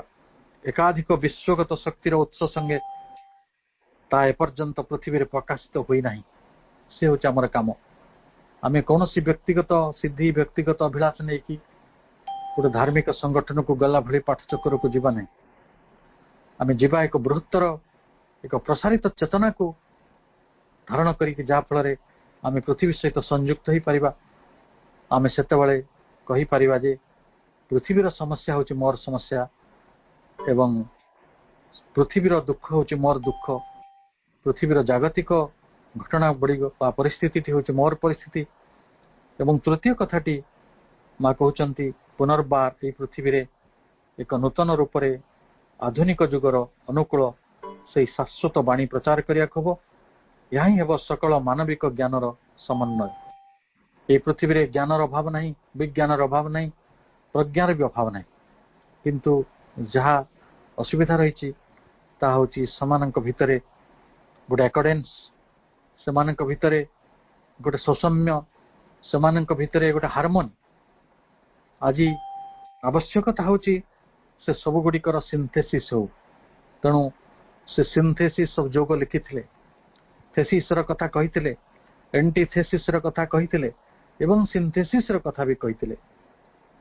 ଗୋଟିଏ ପବିତ୍ର କ୍ଷେତ୍ରରେ ସମଷ୍ଟିଗତ ଭାବରେ, ଚତୁର୍ଥ ନମ୍ବରଟି, ଗୋଟିଏ ପବିତ୍ର କ୍ଷେତ୍ରରେ ସମଷ୍ଟିଗତ ଭାବରେ ନୂତନ ମାନବ ଜାତିର ଯେଉଁ ମାନବ ଜାତି ଭଗବାନଙ୍କର ସନ୍ତାନ, ତାର ପ୍ରସ୍ଫୁରଣ ନିମନ୍ତ ଏକ ଆଦର୍ଶ ସମାଜ ସ୍ଥାପନ କରିବାକୁ ହେବ।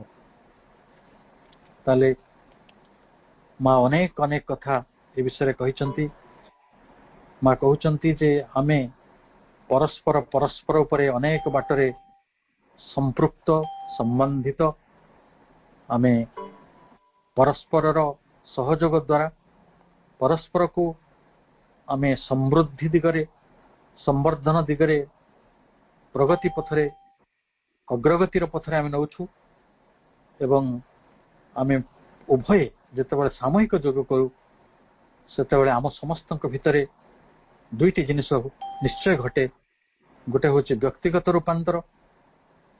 ବ୍ୟକ୍ତିଗତ ରୂପାନ୍ତରଟି ହେଲା ଏକ ଅନ୍ତର୍ବିକାଶ ଆମ ନିଜ ଭିତରେ, ଯାହା ଭାଗବତ ସାନ୍ନିଧ୍ୟ ସହିତ, ଦିବ୍ୟ ସାନ୍ନିଧ୍ୟ ସହିତ ଆମ ଭିତରକୁ ଏକତ୍ୱ ଆଣିଦେବ। ଭଗବାନଙ୍କ ସହିତ ଆମେ ଏକୀଭୂତ ହେଇପାରିବା। ଏବଂ ଦ୍ୱିତୀୟଟି ସମଷ୍ଟିଗତ ରୂପାନ୍ତର। ଆମେ ଏପରି ଗୋଟେ ଆବଷ୍ଟନୀ ସୃଷ୍ଟି କରିବା, ଏପରି ଗୋଟେ ବାତାବରଣ ତିଆରି କରିପାରିବା, ଆମେ ଏଭଳି ଗୋଟେ ପରିବେଶ ତିଆରି କରିପାରିବା ଯାହାଫଳରେ ବ୍ୟକ୍ତିର ଅଭିବୃଦ୍ଧି ଓ ବିକାଶ ନିମିତ୍ତ ତାହା ଅନୁକୂଳ ହୋଇପାରିବ। ଅର୍ଥାତ୍ ଏଇଠାରେ ବ୍ୟକ୍ତି ସମୂହକୁ ସାହାଯ୍ୟ କରିବ, ସମୂହ ବ୍ୟକ୍ତିକୁ ସାହାଯ୍ୟ କରିବ। ଏହି ସମଗ୍ର କଥା ଶ୍ରୀ ଅରବିନ୍ଦ ତାଙ୍କର ହ୍ୟୁମାନ୍ ସାଇକଲ ପୁସ୍ତକରେ ଏବଂ ଆଇଡିଆଲ୍ସ ଅଫ୍ ହ୍ୟୁମାନ୍ ୟୁନିଟି, ଏହି ଦୁଇଟି ପୁସ୍ତକରେ ଚମତ୍କାର ଭାବରେ ଉଲ୍ଲେଖ କରିଛନ୍ତି। ସମାଜ ସହିତ ବ୍ୟକ୍ତିର ସମ୍ପର୍କ, ସମୂହ ସହିତ ବ୍ୟକ୍ତିର ସମ୍ପର୍କ। ଏବଂ ଏହି ପାଠଚକ୍ର ଆନ୍ଦୋଳନରେ ଓଡ଼ିଶାରେ, ଆଜି ଓଡ଼ିଶାରେ କେତେ ପାଠଚକ୍ର ଅଛି ହୁଏତ ସଂଖ୍ୟାରେ ଗଣି ହେଉଛି, କିନ୍ତୁ ତାର ସଂଖ୍ୟା କିଛି କମ୍ ନୁହେଁ। ବହୁତ ପର୍ଯ୍ୟାପ୍ତ ପରିମାଣର ପାଠଚକ୍ର ଆଜି ଓଡ଼ିଶାରେ ଯେଉଁ ସଂଗଠିତ ହେଉଛି, ଯେଉଁଥିପାଇଁ ମା ଖୁସି ହେଇକି ଓଡ଼ିଶାକୁ ଏକ ସବ୍ଲାଇମ୍ କନସିୟସନେସ୍ର ରାଜ୍ୟ ବୋଲି କହିଥିଲେ, ଗୋଟେ ମଗ୍ନ ଚେତନାର ଦେଶ। ତ ଯେଉଁଠି ସମ୍ବେଦନାଟି ବହୁତ ସୁକୋମଳ ଏବଂ ସେଭଳି ଯାହାକୁ ମା ଏତେ ଭଲ ପାଇଛନ୍ତି, ସେଇଠି ଆନ୍ତରିକତାର ଏଇ ଯେଉଁ ଅଗ୍ନିଶିଖା ଏତେ ঊର୍ଦ୍ଧ୍ୱକୁ ଉଠିଛି, ମୁଁ ଏ ପାଠଚକ୍ର ଗୁଡ଼ିକୁ ଆନ୍ତରିକତାର ଅଗ୍ନିଶିଖା ବୋଲି କହୁଛି। এই ଆନ୍ତରିକତାର ଅଗ୍ନିଶିଖା ଆଜି ଏତେ ଉର୍ଦ୍ଧାୟିତ ହେବାର ମୂଳ କାରଣ ଦୁଇ ଜଣ ବେଦ ପୁରୁଷ, ଦୁଇ ଜଣ ଆଲୋକ ପୁରୁଷ ଆମ ସହିତ ଥିଲେ। ଜଣେ ଥିଲେ ବାବାଜୀ, ଅନ୍ୟ ଜଣେ ଥିଲେ ପ୍ରପତ୍ତି। ବାବାଜୀ କହୁଥିଲେ, ବାବାଜୀ ତ ପାଠଚକ୍ର ସମ୍ବନ୍ଧରେ 3ଟା ବହି ଲେଖିଛନ୍ତି ଏବଂ ସେଥିରୁ ଗୋଟିଏ ବହି ହେଲା ଶ୍ରୀ ଅରବିନ୍ଦ ପାଠଚକ୍ର ଅତିମାନସ ଶକ୍ତିର ସକ୍ରିୟ ପ୍ରକାଶ୍ୟ ରୂପ। ଏବଂ ବାବାଜୀ କହୁଛନ୍ତି ଯେ ଆମେ ପାଠଚକ୍ରଟିକୁ ଗୋଟିଏ ରୂପାନ୍ତରର ଏକ ମହାତୀର୍ଥ ଭାବରେ ଗଢ଼ିବା ଏବଂ ଏଇଥିପାଇଁ ଗଢ଼ିବା ସେଇଠି ପ୍ରତ୍ୟେକ ସାଧକ ମାଙ୍କର ସାନ୍ନିଧ୍ୟ ଲାଭ କରିବ ଏବଂ ପ୍ରତ୍ୟେକ ସାଧକ ପାଖରେ ଗୋଟିଏ ସାମର୍ଥ୍ୟ ରହିବ ମାଙ୍କୁ ନିଜର ଅଚଳା ଭକ୍ତିଟି, ଶୁଦ୍ଧ ଭକ୍ତିଟି, ବିଶ୍ୱାସଟି, ସମର୍ପଣଟିକୁ ନିବେଦନ କରିପାରିବ ନୈବେଦ୍ୟ ରୂପରେ। ଏବଂ ପ୍ରପତ୍ତି କହୁଥିଲେ ପାଠଚକ୍ର ହେଉଛି ଏକ ବିଶୁଦ୍ଧ ଭାଗବତ ଅନୁଷ୍ଠାନ। ଏ ଜଗତରେ ଭାଗବତ ଅନୁଷ୍ଠାନ ବହୁତ ହଉଛି। ଲୋକେ ତ କେତେ କେତେ କାର୍ଯ୍ୟକ୍ରମକୁ ଭାଗବତ ଅନୁଷ୍ଠାନ କହୁଛନ୍ତି, କିନ୍ତୁ ତା ଭିତରେ ଶୁଦ୍ଧତା କେତେ, ଅଶୁଦ୍ଧତା କେତେ, ପ୍ରାଣ କେତେ, ଅହଙ୍କାର କେତେ, ସେ କଥା ଆମେ ଜାଣୁ। କିନ୍ତୁ ଯଦି ଶୁଦ୍ଧ ଭାଗବତ ଅନୁଷ୍ଠାନ କିଛି ଜଗତରେ ଥାଏ ତାହା ହେଉଛି ଭାଗବତ ଅନୁଷ୍ଠାନ, ଯୋଉଟାକୁ ଆମେ କହୁଛୁ ପାଠଚକ୍ର। ଏବଂ କାହିଁକି ଏଟା ବିଶୁଦ୍ଧ ନା, ପ୍ରତ୍ୟେକ ପାଠଚକ୍ରର ମୂଳ ଭିତ୍ତି ହେଲା, ତାର ଯୋଉ ଫାଉଣ୍ଡେସନ ସେଇଟା ହେଉଛି ଭାଗବତୀ ଶକ୍ତି, ଆଲୋକ ଓ ଜ୍ଞାନ। ସେଇ ମାଙ୍କର ଶକ୍ତିର ଉପସ୍ଥିତ ଥିବା କାରଣରୁ ଆମେ ଏଇଟାକୁ ଏଥିପାଇଁ ଏକ ଶୁଦ୍ଧ ଭାଗବତ ଅନୁଷ୍ଠାନ ବୋଲି କହୁଛୁ। ଆମେ ଏବେ ପାଠଚକ୍ରର ପ୍ରଣାଳୀ ସମ୍ପର୍କରେ ଆସିବା। ସିଧା ସିଧା ମାଙ୍କ ଆଲୋଚନାକୁ ଆସିବା। ମା 1942 ମସିହା ଅକ୍ଟୋବର 31 ତାରିଖରେ ପାଠଚକ୍ରର ପ୍ରଣାଳୀ ଉପରେ କେତେ ଗୁଡେ ବିଷୟକୁ ଉପସ୍ଥାପନ କଲେ। ମା କହିଲେ ଯେ ପ୍ରଥମେ ଆପଣ ଗୋଟେ ପ୍ରାର୍ଥନା ରଖିବେ, ସମ୍ମିଳିତ ରଖିବେ। କାହିଁକି ନା ପ୍ରାର୍ଥନାଟି ଆମକୁ ଶ୍ରୀ ଅରବିନ୍ଦଙ୍କ ପ୍ରତି, ଶ୍ରୀମାଙ୍କ ପ୍ରତି ଉନ୍ମୁଖ ହେବା ପାଇଁ ଆମେ ସାହାଯ୍ୟ କରେ। ଆମେ ତାହା ସବୁ ପାଠଚକ୍ରରେ ପ୍ରାୟ କରୁଛନ୍ତି। ଏବଂ ଦ୍ୱିତୀୟ କଥାଟି ମା କହିଲେ ଶ୍ରୀ ଅରବିନ୍ଦଙ୍କ ଲିଖିତ ଗ୍ରନ୍ଥର ଅଧ୍ୟୟନ କରିବା। ମୁଁ ଆଉ ଥରେ ଆଉଟଲାଇନ୍ କରୁଛି, ଶ୍ରୀ ଅରବିନ୍ଦଙ୍କ ଲିଖିତ ଗ୍ରନ୍ଥର ଅଧ୍ୟୟନ କରିବା। ଆଜି ଆମେ ସେ କାମ କରିବା ଆରମ୍ଭ କରିଛନ୍ତି ବା କରୁଛନ୍ତି। ଅନେକ ସ୍ଥାନରେ ବର୍ଷ ବର୍ଷ ଧରି ସେ କାର୍ଯ୍ୟ ହୋଇ ଆସୁଥିଲା। ତାର ଖବର କାହା ପାଖରେ ନଥିଲା ବା ତାର ସୁଯୋଗ ଆମେ ପାଉନଥିଲେ, କିନ୍ତୁ କରୋନାର ସଙ୍କଟ କାଳରେ ସେ ସୁଯୋଗଟି ଆମ ପାଇଁ, ଦୁର୍ଯୋଗଟି ଏକ ସୁଯୋଗରେ ପରିଣତ ହେଇଛି। ଯୋଉଠି ବି ଶ୍ରୀ ଅରବିନ୍ଦଙ୍କ ଅରିଜିନାଲ ରାଇଟିଂକୁ ପଢିବାର ସୁଯୋଗ ମିଳୁଛି, ସେଇଟା ସିନ୍ଥେସିସ୍ ଓ ଯୋଗ ହଉ, ଏସେଜ୍ ଅନ୍ ଗୀତା ହଉ, ସିକ୍ରେଟ୍ ଇନ୍ ବେଦ ହଉ, ସାବିତ୍ରୀ ହଉ, ଲାଇଫ୍ ଡିଭାଇନ୍ ହଉ, ହ୍ୟୁମାନ୍ ସାଇକଲ ହଉ, ଯୋଉଠି ଯାହା ପଢାଯାଉଛି ସେଗୁଡିକ ଆମ ସମସ୍ତଙ୍କ ପାଖରେ ଉପଲବ୍ଧ ହେଇପାରୁଛି। ଆହୁରି କରୁଣା ମାଙ୍କର ଅଛି ଆମ ପ୍ରତି। ଯଦି ମୁଁ ସେଇ ସମୟରେ ମୋର କିଛି ସ୍ଥୂଳ କାର୍ଯ୍ୟ ରହିଯାଉଛି, ତାହେଲେ ପରବର୍ତ୍ତୀ ସମୟରେ ମୁଁ ତାକୁ ରେକର୍ଡ ମଧ୍ୟ ପାଇପାରୁଛି। ଅନେକ ଭାଇ ଭଉଣୀ ମାନେ ଯେତେବେଳେ ବହୁତ ଆଗ୍ରହର ସହିତ, ଶ୍ରଦ୍ଧାର ସହିତ ରେକର୍ଡ ଖୋଜୁଥାନ୍ତି, ସେଦିନର ଏଇ ଆଲୋଚନାର ମତେ ରେକର୍ଡ ଦରକାର। ମୁଁ ଦେଖେ ଯେ ମାଙ୍କର ଶକ୍ତି କିଭଳି ଆମ ଭିତରେ, ଆମର ଶ୍ରଦ୍ଧା ହିଁ, ଆମର ପ୍ରେମ ହେଇକି ଉଛୁଳି ପଡୁଛି ଯେ ଆମେ ଜ୍ଞାନ ପାଇଁ ଆମ ଭିତରେ ସେ ଅନ୍ୱେଷାର, ସେ ମହାଶକ୍ତିଟିକୁ ସାଇତି ରଖିଛୁ। ତୃତୀୟ କଥାଟି ମା କହୁଛନ୍ତି, ଆମେ ଯେତେବେଳେ ପାଠଚକ୍ରରେ ସମ୍ମିଳିତ ହେବା, କେତେକ ମୁହୂର୍ତ୍ତର ନୀରବତାକୁ ରକ୍ଷା କରିବା, ସାଇଲେନ୍ସ। କାରଣ ପ୍ରଜ୍ଞାର ଚରମ କଥାଟି ଆଉ ଶେଷ କଥାଟି ହେଉଛି ନୀରବତା। ଆପଣ ଯେତେବେଳେ ସମ୍ମୋହିତ ହେଇଯାନ୍ତି, ଆପଣ ପ୍ରେମରେ ସମ୍ମୋହିତ ହୁଅନ୍ତୁ କି ଜ୍ଞାନରେ ସମ୍ମୋହିତ ହୁଅନ୍ତୁ, ଯେତେବେଳେ ଆମେ ବିହଳ ହେଇଯାଉ, ଯେତେବେଳେ ଟ୍ରାନ୍ସକୁ ଚାଲିଯାଉ, ସମାଧିସ୍ଥ ହଉ, ଯାହା ହଉଛି ଆମ ଚେତନାର ଚୂଡ଼ାନ୍ତ ଅବସ୍ଥା, ସେଠି କେବଳ ନିରବତା ହିଁ ଅଛି, ଗୋଟେ ମଗ୍ନତା ରହିଛି, ବିହଳ ଭାବ ରହିଛି, କୃତଜ୍ଞତା ରହିଛି। ଏ ସବୁ ନିରବତାର ଭାଷା। ତେଣୁ ନିରବତାଟିକୁ ଆମେ ପାଳନ କରିବା। ଅନେକ ସମୟରେ ପାଠଚକ୍ର ପରେ ଆମେ ଯୋଉ କଥାବାର୍ତ୍ତା ସବୁ କରୁଛନ୍ତି, ବ୍ୟକ୍ତିଗତ ସ୍ତରର ଯଦି ନୁହେଁ, ତାହେଲେ ଚେଷ୍ଟା କରିବା ବି ତାକୁ ନିରବତାର ପର୍ଯ୍ୟାୟକୁ କିଭଳି ଉନ୍ନତ କରିବା। ଆଉ କାରଣ ଏଇଟା ମାଙ୍କର ବାଣୀ, ଏବଂ ମା ଚତୁର୍ଥ କଥାଟି କହୁଛନ୍ତି, ଯାହା ପଢାଗଲା, ପାଠ କରାଗଲା, ଯିଏ ଇଚ୍ଛା କରିବେ ସେ ବିଷୟରେ ପ୍ରଶ୍ନ କରିପାରିବେ। ଏବଂ ସେ ପ୍ରଶ୍ନଟି ବହୁତ ଦୀର୍ଘ ବା ଗୋଟେ ଏକାଥରେ 4ଟା 5ଟା ପ୍ରଶ୍ନ କିଛି ନୁହେଁ। ମା ସେ ପ୍ରଶ୍ନ ନିର୍ଦ୍ଦିଷ୍ଟ କରିଛନ୍ତି, ଗୋଟିଏ ପ୍ରଶ୍ନ ପଚାରିବେ। ହୁଏତ ସମୟର ଧାରଣାକୁ ନେଇ ସେ ମା ଏମିତି ଗୋଟିଏ ପ୍ରଶ୍ନର ଅନୁମତି ଦେଇଛନ୍ତି, କିନ୍ତୁ ଯେହେତୁ ଆମ ପାଇଁ ଏଇ ପ୍ରେରଣାଟି ସ୍ଥିତିସ୍ଥାପକ, ଏଠି ରିଜିଡିଟି କିଛି ନାହିଁ, ଆମେ ଗୋଟେ ଧର୍ମର ଗୋଳାରେ ବାଟ ଚାଲୁନୁ, ହୁଏତ ସେ ସୂକ୍ଷ୍ମ ଭାବରେ ମାଙ୍କୁ ନିବେଦନ କରି ମାଙ୍କ ଠାରୁ ଅନୁମତି ନେଇ ମାଙ୍କର ଯେ କରୁଣା ପ୍ରାପ୍ତ ହେଲା ପରେ ହୁଏତ ଆମେ ତାର ବ୍ୟତିକ୍ରମଟେ, ଛୋଟ ବ୍ୟତିକ୍ରମଟେ କରିପାରୁ, କିନ୍ତୁ ଆମେ ସେ ବିଷୟରେ ସଚେତନ ରହିବା ଯେ ଆମେ ମାଙ୍କୁ ପ୍ରାର୍ଥନା କରି ମାଙ୍କ ଠାରୁ ଅନୁମତି ଆଣି ଆମେ ୟାର ଗୋଟେ ସାମାନ୍ୟ ବ୍ୟତିକ୍ରମ କରୁଛୁ। ହୁଏତ 2ଟି ପ୍ରଶ୍ନ ଆଲୋଚନା କରୁଛୁ ବା 3ଟି ପ୍ରଶ୍ନ ଆଲୋଚନା କରୁଛୁ। ଏବଂ ପଞ୍ଚମ କାର୍ଯ୍ୟଟି ହେଲା, ଯୋଉ ପ୍ରଶ୍ନଟି ଉତ୍ଥାପନ କରାଗଲା ସେ ପ୍ରଶ୍ନଟିର ଉତ୍ତର ଦିଆଯିବ। ଷଷ୍ଠ କଥାଟି ହେଲା, କୌଣସି ସାଧାରଣ ଆଲୋଚନା କରାଯିବ ନାହିଁ। କୌଣସି ସାଧାରଣ ଆଲୋଚନା କରାଯିବ ନାହିଁ। ମୁଁ ଭାବୁଛି ୟାଠାରୁ ଆଉ ବଡ଼ ପ୍ରାରୂପ, ବଡ଼ ବ୍ଲୁ ପ୍ରିଣ୍ଟ, ବଡ଼ ଗାଇଡଲାଇନ ଆଉ କିଛି ସମ୍ଭବ ନୁହେଁ। ଯେ ଏଇଟା ସିମ୍ପଲ, ହୁଏତ ବାବାଜୀଙ୍କର ପ୍ରଦତ୍ତ ଯୋଉ ବ୍ୟବସ୍ଥା ରହିଛି ସେଟା ସାମାନ୍ୟ ଅଲଗା ଅଛି। ବାବାଜୀ କହିଛନ୍ତି ଯେ ଆମେ ପାଠଚକ୍ରଟିକୁ ଏଇଭଳି ପରିଚାଳନା କରିବା ଯେ ପ୍ରଥମେ ଶ୍ରୀ ଅରବିନ୍ଦଙ୍କର ପାଠଚକ୍ର ଯୋଉ ଜାଗାରେ, ଯୋଉ ଘରରେ କରିବା, ଯୋଉ ପୃଥକ କୋଠରରେ କରିବା, ସେଟା ଯୋଉ ଘରେ ଆମେ ରହୁଛନ୍ତି, ଚଳପ୍ରଚଳ ହଉଛନ୍ତି, ସେଇଠି କରିବା ନାହିଁ। ଗୋଟେ ସ୍ୱତନ୍ତ୍ର କୋଠରୀ କରିବା, ଆଉ ସେଇ କୋଠରୀର ମଧ୍ୟ ଭାଗରେ ମାଙ୍କର ଆଉ ଶ୍ରୀ ଅରବିନ୍ଦଙ୍କର ଫଟୋକୁ ସ୍ଥାପନା କରିବା।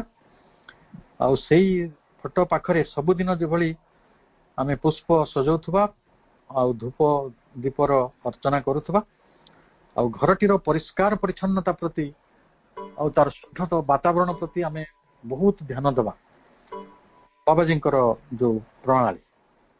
ଏବଂ ଦ୍ୱିତୀୟ କଥା ସେ କହୁଛନ୍ତି ଯେ ପ୍ରତିଦିନ ସନ୍ଧ୍ୟାରେ ବା ସପ୍ତାହରେ ଗୋଟେ ନିର୍ଦ୍ଦିଷ୍ଟ ସମୟରେ ଥରେ କିମ୍ବା 2 ଥର ପାଠଚକ୍ରରେ ସମସ୍ତ ସଦସ୍ୟ ଏକତ୍ରିତ ହେବେ। ଆପଣଙ୍କ ଯଦି ସୁବିଧା ଅଛି ଆପଣ ସବୁଦିନେ ସନ୍ଧ୍ୟାରେ ବସନ୍ତୁ, ବା ସପ୍ତାହରେ କୌଣସି ନିର୍ଦ୍ଦିଷ୍ଟ ସମୟରେ ଥରେ ବା 2 ଥର ପାଠଚକ୍ରର ସମସ୍ତ ସଦସ୍ୟ ଏକତ୍ରିତ ହେବେ।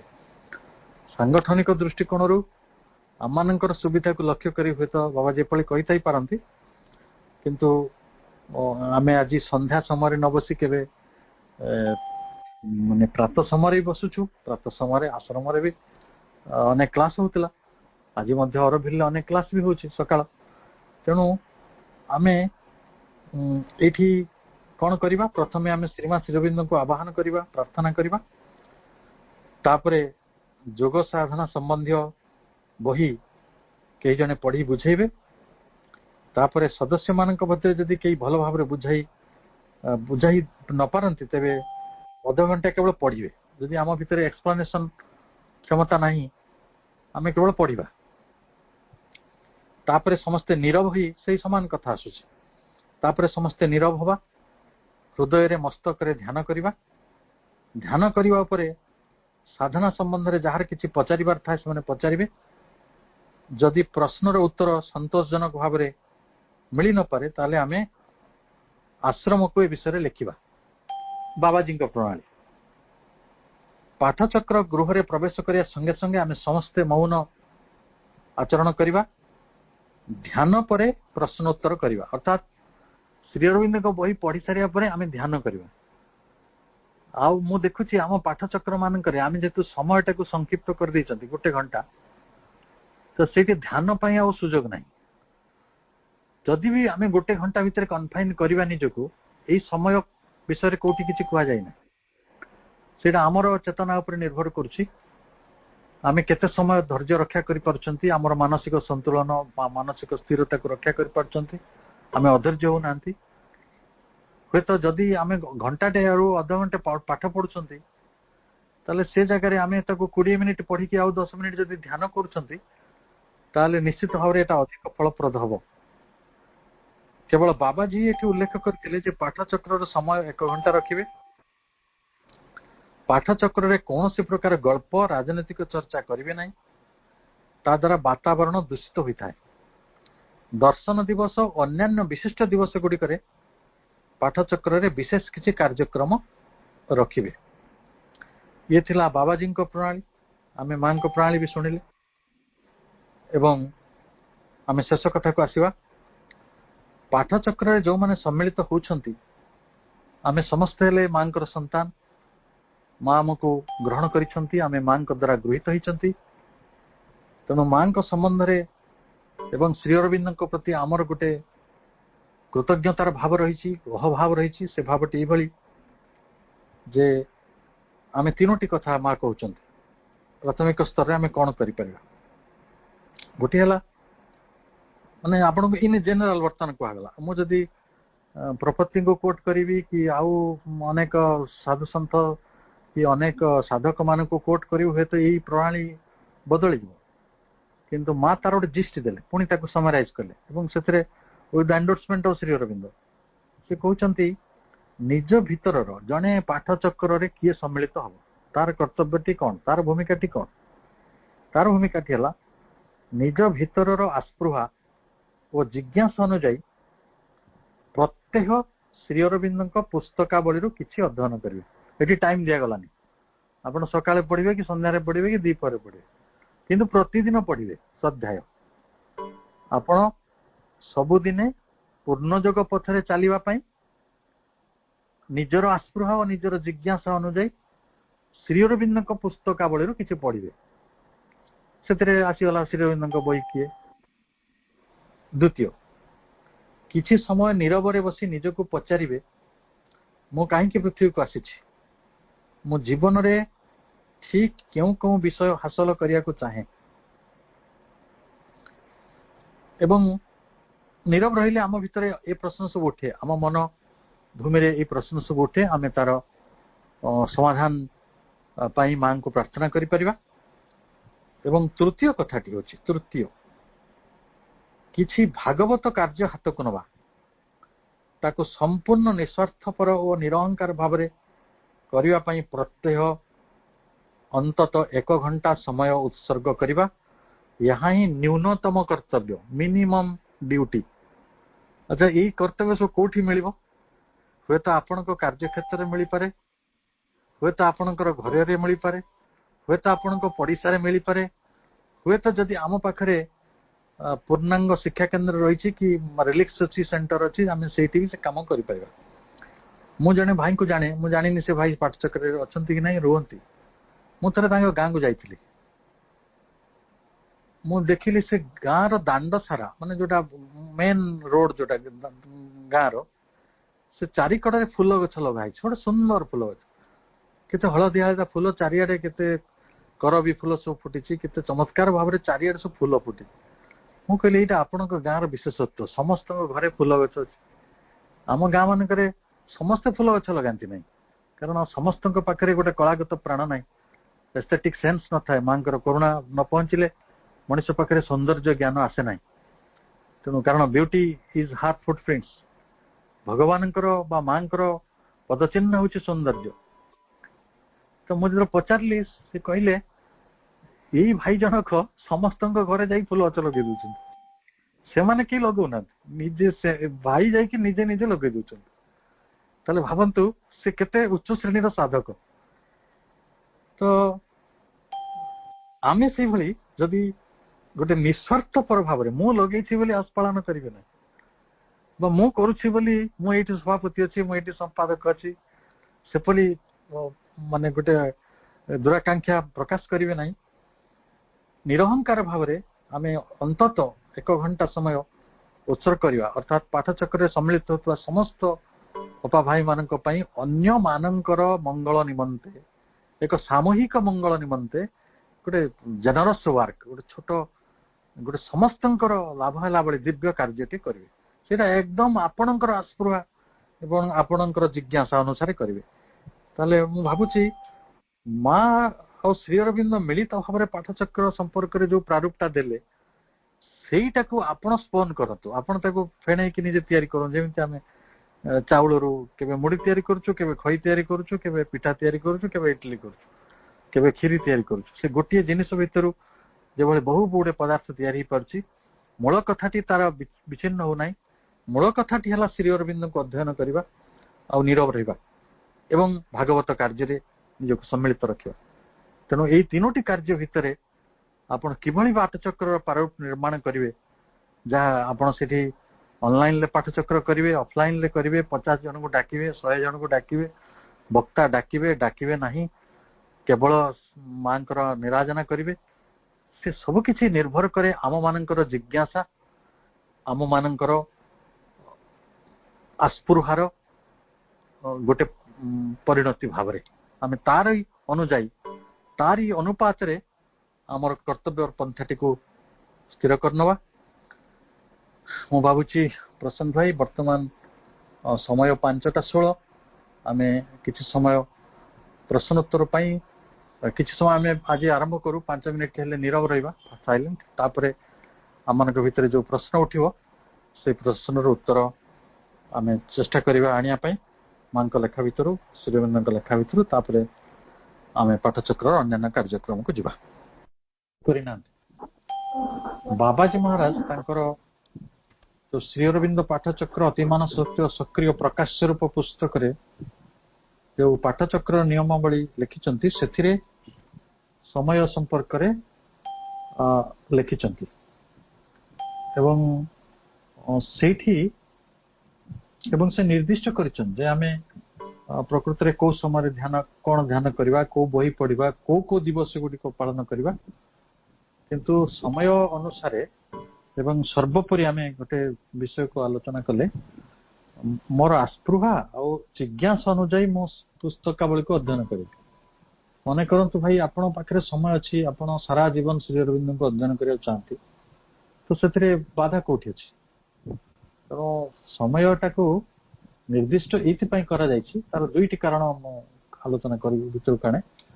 ଯେ ସାଧାରଣତଃ ଯେତେବେଳେ ସାଧାରଣ ମନଟିଏ, ଗୋଟେ ଜେନେରାଲ ମାଇଣ୍ଡ ଗୋଟେ ଦର୍ଶନ ଭିତରେ ବା ଗୋଟେ ଉଚ୍ଚାଙ୍ଗ କୌଣସି ଚିନ୍ତା ଭିତରେ ପ୍ରବେଶ କରେ, ସିଏ କଣ କରେ, ବୌଦ୍ଧିକ ଆଲୋଚନାଟିକୁ ମାତ୍ର 1 ଘଣ୍ଟା ମ୍ୟାକ୍ସିମମ୍ ସେ ୱିଥଷ୍ଟାଣ୍ଡ କରିପାରିବେ। ଯୋଉଥିପାଇଁ ଆପଣ ଦେଖିବେ ସ୍କୁଲ କଲେଜରେ କୌଣସି ଗୋଟେ ବିଷୟ ପଢା ଯେତେବେଳେ ଯାଉଛି ତାକୁ 45 ମିନିଟ୍ସ କ୍ଲାସ ବା 40 ମିନିଟ୍ସ କ୍ଲାସରେ ନିଆଯାଉଛି। ଆପଣ ବି ସ୍କୁଲରେ ସମ୍ପୃକ୍ତ, ଜାଣିଛନ୍ତି ଯେ 45 ମିନିଟ୍ସ କ୍ଲାସ ଆମ ପାଖରେ ହଉଛି। ଧରନ୍ତୁ ମ୍ୟାଥମେଟିକ୍ସ 45 ମିନିଟ୍ସ ପଢିଲା, ତାପରେ ମାଇଣ୍ଡଟା ଆଉ ସହଜରେ ଗ୍ରହଣ କରିବନି। ସେଟା ତାର ସେଥିପାଇଁ ସାଇଲେନ୍ସର କଥା କୁହାଗଲା ଯେ ଆପଣ ବକ୍ତବ୍ୟ ପରେ ନୀରବ ରହିବେ, ନୀରବ ରହିଲା ପରେ ପ୍ରଶ୍ନ ପଚାରିବେ। ଏଇଥିପାଇଁ କୁହାଗଲା ଯେ ଆପଣ ଚେଞ୍ଜ ଓଭର କରୁଛନ୍ତି। ଆପଣଙ୍କର ଗଣିତ କ୍ଲାସ ପରେ ସାହିତ୍ୟ କ୍ଲାସ ଆରମ୍ଭ ହେଲା, ସାହିତ୍ୟ ପରେ ବିଜ୍ଞାନ ପଢାଗଲା। ସେମିତି ଏକାଧିକ କ୍ରମରେ ଗୋଟେ ପିଲା 10ଟାରେ ଯାଇ 4ଟାରେ ଫେରେ। ଟୋଟାଲ କ୍ଲାସ ଆୱାର ଯଦି ଦେଖିବେ ଦ୍ୟାଟ୍ ଇଜ ସମଥିଙ୍ଗ ଡିଫରେଣ୍ଟ। କିନ୍ତୁ ଗୋଟେ ନିର୍ଦ୍ଦିଷ୍ଟ ବିଷୟରେ ସେ 45 ମିନିଟ୍ ରହୁଛନ୍ତି। ତ ଏଇଟା କଣ ପାଇଁ ନା ଆମର ମନର ସୀମିତତା ରହିଛି। କିନ୍ତୁ ଯଦି ଜଣଙ୍କର ମନର ସୀମିତତା ନାହିଁ ଆଉ ତାଙ୍କ ପାଖରେ ଆସ୍ପୃହା ରହିଛି ଏବଂ ତାଙ୍କ ପାଖରେ ଜିଜ୍ଞାସା ରହିଛି, ମୁଁ ଶ୍ରୀ ଅରବିନ୍ଦଙ୍କର କମ୍ପ୍ଲିଟ ୱାର୍କଟାକୁ ପଢିବି ଏଇ ଜୀବନ କାଳ ଭିତରେ, ଆଉ ଆପଣ ଯଦି 4 ଘଣ୍ଟା ପଢୁଛନ୍ତି, ତାହେଲେ ସେଇଟା ବି କୋଉ ଜାଗାରେ ମନ ନାହିଁ। କିନ୍ତୁ ଗୋଟେ ସାମୂହିକ କାର୍ଯ୍ୟକ୍ରମରେ ଆମେ ଏଠି ଶତାଧିକ ଭାଇ ଭଉଣୀ ଉପସ୍ଥିତ ଅଛନ୍ତି, କାହାର କଣ କାମ ଥିବ, ଆମ ପାଇଁ ଗୋଟେ ସମୟ ନିର୍ଦ୍ଦିଷ୍ଟ ହେଇଛି, ଆମେ ସେଇ ସମୟର ଗୋଳା ଭିତରେ କେବଳ ଚାଲୁଛୁ। କିନ୍ତୁ ସେଇଟା ଗୋଟେ ଧାର୍ମିକ ସିଦ୍ଧାନ୍ତ ନୁହେଁ ଯେ ଆମେ ଯଦି ତାକୁ ଉଲ୍ଲଂଘନ କରନ୍ତି ଆମେ ଗୋଟେ ପାପ କରିଦେଲେ, ଭୁଲ କରିଦେଲେ।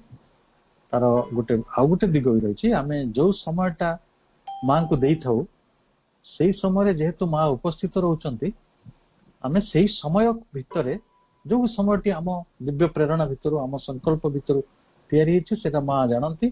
ଏବଂ ମା ସେଠି ଯେହେତୁ ଉପସ୍ଥିତ ରହୁଛନ୍ତି, ମାଙ୍କର ଉପସ୍ଥିତି ନୁହେଁ ଯେ ମା ତାପରେ କୁଆଡେ ସେ ଜାଗା ଛାଡିକି ଆଉ ଗୋଟେ ଜାଗା ଚାଲିଗଲେ, କାରଣ ତାଙ୍କର ସଦା ଉପସ୍ଥିତି ରହିଛି। ସବୁ ସୂକ୍ଷ୍ମ ଜ୍ଞାନ ଆମ ଭିତରେ ଧୀରେ ଧୀରେ ବାଟ ଫିଟିବ, ଖୋଲିବ। ଏବଂ ଯେହେତୁ ତାଙ୍କର ଜୀବନ୍ତ ଉପସ୍ଥିତି ଆମ ପାଖରେ ରହିଛି, ଆମେ ସେଇଭଳି ଭାବରେ ତାକୁ ଡିଫାଇନ କରୁ ଆଉ ଭାବୁ ଯେ ବୋଧେ ଘଣ୍ଟେ ପରେ ମା ପୁଣି ପଳେଇ ଯିବେ, ତେଣୁ ଆମେ ଆଉ ପଢିପାରିବା ନାହିଁ। କିନ୍ତୁ ବିଷୟଟି ସମ୍ପୂର୍ଣ୍ଣତା ନିର୍ଭର କରେ ଆପଣଙ୍କର ଯୋଉ ନିଜର ଜିଜ୍ଞାସା ଆଉ ଆସ୍ପୃହା ଉପରେ। ଯୋଉଠି କଥାଟି ମୁଁ ଉଲ୍ଲେଖ କରିଥିଲି, ପିତା ଯେତେବେଳେ ପଢୁଥିଲେ ସାବିତ୍ରୀ, ସେମାନେ ଗୋଟେ ନିର୍ଦ୍ଦିଷ୍ଟ ସମୟ ଗୁଳାରେ ପଢୁନଥିଲେ। ତାଙ୍କର ଏକମାତ୍ର ଲକ୍ଷ୍ୟ ଥିଲା କାମଟିକୁ ସମ୍ପନ୍ନ କରିବା, ସାରିବା। ତେଣୁ ମୁଁ ଦେଖୁଛି ଚିତ୍ତ ଭାଇ ଯେତେବେଳେ ଆସ୍ପୃହା ଗ୍ରୁପ ସବୁ ଚଲେଇଥିଲେ, ସୁହୃଦ କ୍ୟାମ୍ପ ସବୁ ଚାଲୁଥିଲା ଓଡିଶାରେ, ସେମାନେ ଗୋଟେ ବହି ପଢୁଥିଲେ ଆଉ ସେଇଟା ତାଙ୍କର 15 ଦିନର ଯୋଉ କ୍ୟାମ୍ପ ଭିତରେ 15 ଦିନ ଯାକ ସେ ଗୋଟିଏ ବହି ପଢିକି ତାକୁ କମ୍ପ୍ଲିଟ କରୁଥିଲେ। ତାର କିଛି ସମୟ ବା ଗୋଟେ ବହୁତ କିଛି ନିର୍ଦ୍ଦିଷ୍ଟ ନଥିଲା, କେତିକି ସମୟ ସେମାନେ ଶ୍ରମ କରିବେ, ଏଇ ଯେ ପୁରା ପ୍ରିନ୍ସିପଲ ସେମାନେ କାମରେ ଲଗାଉଥିଲେ। କିଛି ସମୟ ନିଃସ୍ୱାର୍ଥପର ସେବା କରିବ, କିଛି ଲୋକ ନିଜର ଯୋଉ ଆମର ବ୍ୟକ୍ତିଗତ କାର୍ଯ୍ୟ ରହିଛି ତା ବି କରିବା, ଆଉ ତା ସାଙ୍ଗରେ ଅଧ୍ୟୟନଟାକୁ ଜାରି ରଖିବା। ଯେମିତି ଆଜିକାଲି ବି ଆପଣ ଦେଖିବେ ଅନେକ ସବୁ ଯୋଗ କ୍ୟାମ୍ପ ଆମର ନଇନତାଲରେ କରାଯାଉଛି, ଶ୍ରୀ ଅରବିନ୍ଦ କାର୍ଯ୍ୟକ୍ରମ ବା ଯୋଉଠି ସୋସାଇଟି ଦ୍ୱାରା ଆୟୋଜିତ ହୁଏ କାର୍ଯ୍ୟକ୍ରମ ବା ଅନ୍ୟ ଜାଗାରେ ଯୋଉଠି କାର୍ଯ୍ୟକ୍ରମ ହଉଛି, ସେଇଠି ଆମର ମାନେ ପରିସ୍ଥିତି ଅନୁସାରେ ଆମେ ଯେଭଳି ଭାବରେ ମାଙ୍କୁ ପ୍ରାର୍ଥନା କରିକି ଯେଭଳି ଭାବରେ ଆମେ ଦିବ୍ୟ ସଂକଳ୍ପ ନେଇ କାର୍ଯ୍ୟଟି ଆରମ୍ଭ କରିଛୁ, ଆମେ ସେଇ ଦିଗରେ କରିବା। ଆମେ ବିଶୃଙ୍ଖଳିତ ହବା ନାହିଁ। ଧରନ୍ତୁ ଆମେ 10ଟାରେ କହିଥିବା 11ଟାରେ ଆସିବା କି 10:30 ଆସିବା, ସେପରି କରିବା ନାହିଁ। କିନ୍ତୁ ଯଦି ଆମେ ଶ୍ରୀ ଅରବିନ୍ଦଙ୍କ ବିଷୟଟି ପଢୁଛନ୍ତି ଆଉ ଯଦି ଆମେ ସେଥିରେ ଉଲ୍ଲଂଘନ କରୁନାହାନ୍ତି, କାରଣ ମୂଳ କଥା ଆଉ ସେଇଟା, ମୂଳ ସଂକଳ୍ପ ସେଇଟା, ତେଣୁ ମୁଁ ଭାବୁଛି ବହୁତ କିଛି ଅସୁବିଧା ନାହିଁ। 5 ମିନିଟ୍, 3 ମିନିଟ୍, 2 ମିନିଟ୍ ତା ବିଷୟରେ ଆମେ ବହୁତ ରିଜିଡ୍ ହବାର କିଛି ଆବଶ୍ୟକତା ବି ନାହିଁ। ଯଦି ଆମ ପାଖରେ ସମୟ ଅଛି, ଯଦି ନାହିଁ ହେଲେ ଆମେ silently with all gratitude we can quit. ଏଥିରେ କାହା ଉପରେ ବିରକ୍ତ ହବା କିଛି ଆବଶ୍ୟକତା ନାହିଁ। ଆଜି ମୋ ପାଖରେ ମନେ କରନ୍ତୁ, ମୁଁ ଆଜିର କଥା କହୁଛି, ମୋ ପାଠ ଚକ୍ର ଆରମ୍ଭ ହବା ଭିତରେ ମୋର ଅତି ଜଣେ ଘନିଷ୍ଠ ବନ୍ଧୁ ତାଙ୍କର ଗୋଟେ ଆକ୍ସିଡେଣ୍ଟ ହେଲା। ମୁଁ ଆଗେ ନିଜେ ଟିକେ ସମୟ ଫମ୍ବଲ ହେଇଗଲେ ଯେ ମୁଁ ତାକୁ ନେଇକି ହସ୍ପିଟାଲ ଯିବି କି ମୁଁ ପାଠ ଚକ୍ରରେ ରହିବି। ଯଦି ମୁଁ ଏଇଠି କହୁଛି ଯେ ନା ମୋର ଜଣେ ଅତି ଘନିଷ୍ଠ ବନ୍ଧୁ ଆକ୍ସିଡେଣ୍ଟ ହେଲା, ମୁଁ ଏବେ ତାଙ୍କୁ ହସ୍ପିଟାଲ ନେଇକି ଯିବି, ତାହେଲେ ହୁଏତ ପାଠ ଚକ୍ରରେ ଯୋଉ ଭାଇ ଭଉଣୀ ମାନେ ରହିଛନ୍ତି ସେଇଟା ବ୍ୟାହତ ହେଇଥାନ୍ତା। ମୁଁ ମାଙ୍କୁ ପ୍ରାର୍ଥନା କଲି ଆଉ ମୁଁ ଗୋଟେ ଉପାୟ ବାହାର କଲି ଯେ ଜଣକୁ ଫୋନ କରାଗଲା, ସେ ଆସିଲା ଏବଂ ସେ ତାଙ୍କୁ ନେଇଗଲା ଆଉ ମୁଁ ଏଠି ପାଠ ଚକ୍ରରେ ଅଛି। ଏଇଟା ଗୋଟେ ଖାଲି ବ୍ୟକ୍ତିଗତ ଅନୁଭବ, ଖାଲି ଜଷ୍ଟ ସେୟାର କଲି ତାକୁ ବୁଝିବା ପାଇଁ। ଆମେ ଚାହିଁଲେ ବିଘ୍ନିତ କରିପାରିବା, ଆମେ ଚାହିଁଲେ ତାକୁ ସୃଜନାତ୍ମକ ପନ୍ଥାରେ ନେଇପାରିବା। ତେଣୁ ଯେହେତୁ ସବୁ କଥାକୁ ଆମେ ସୃଜନାତ୍ମକ ପଥରେ ନବା, ସବୁ କଥା ସଂଗତିର ପଥରେ ନବା, ତେଣୁ ସେଇଟା ଆମମାନଙ୍କ ଭିତରେ ଥିବା ଆଡଜଷ୍ଟମେଣ୍ଟ ଆଉ ଆମମାନଙ୍କ ଭିତରେ ଥିବା ଆସ୍ପୃହା ଆଉ ଆମମାନଙ୍କ ଭିତରେ ଥିବା ଯୋଉ ଜିଜ୍ଞାସାର ପରିମାଣ ଉପରେ ନିର୍ଭର କରେ ଆମେ କେତେ ସମୟ ପଢିବା।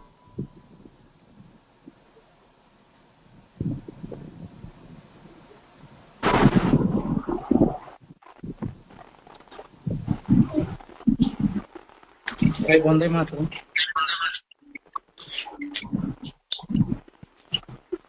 ହ୍ୟାଲୋ,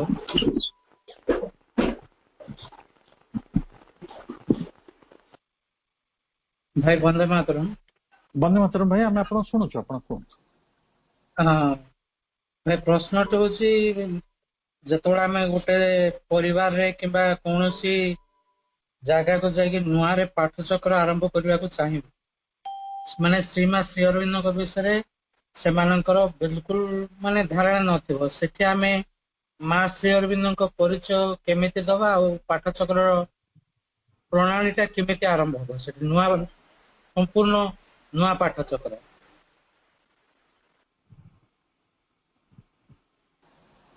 ହଁ, ଆମେ ଗୋଟେ ତାଲିମ ବୋଲି ଗୋଟେ ଶବ୍ଦ ଶୁଣିଥିବା, ତାର ଇଂରାଜୀ ହଉଛି ଟ୍ରେନିଂ।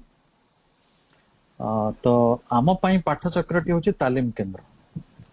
ଆମେ ଯଦି ନିଜେ ପ୍ରଶିକ୍ଷିତ ଥିବା, ଆମେ ଯଦି ନିଜେ ତାଲିମ ପାଇଥିବା, ଆମେ ଯଦି ବିଷୟଟି କିପରି କରାଯିବ ତାକୁ ଜାଣିଥିବା, ଆମ ପାଖରେ ସେ କୌଶଳ ଥିବ, ଆମ ପାଖରେ ସେ ଆନ୍ତରିକତା ଥିବ, ଆମ ପାଖରେ आमे से जो निष्ठाटी आम भितर रखिथिबा ताले आमे समस्ते कौशल प्राप्त व्यक्ति सेतिपई संस्कृत रे गोटे कथा कहा जाए जे कर्मेषु कौशलम योग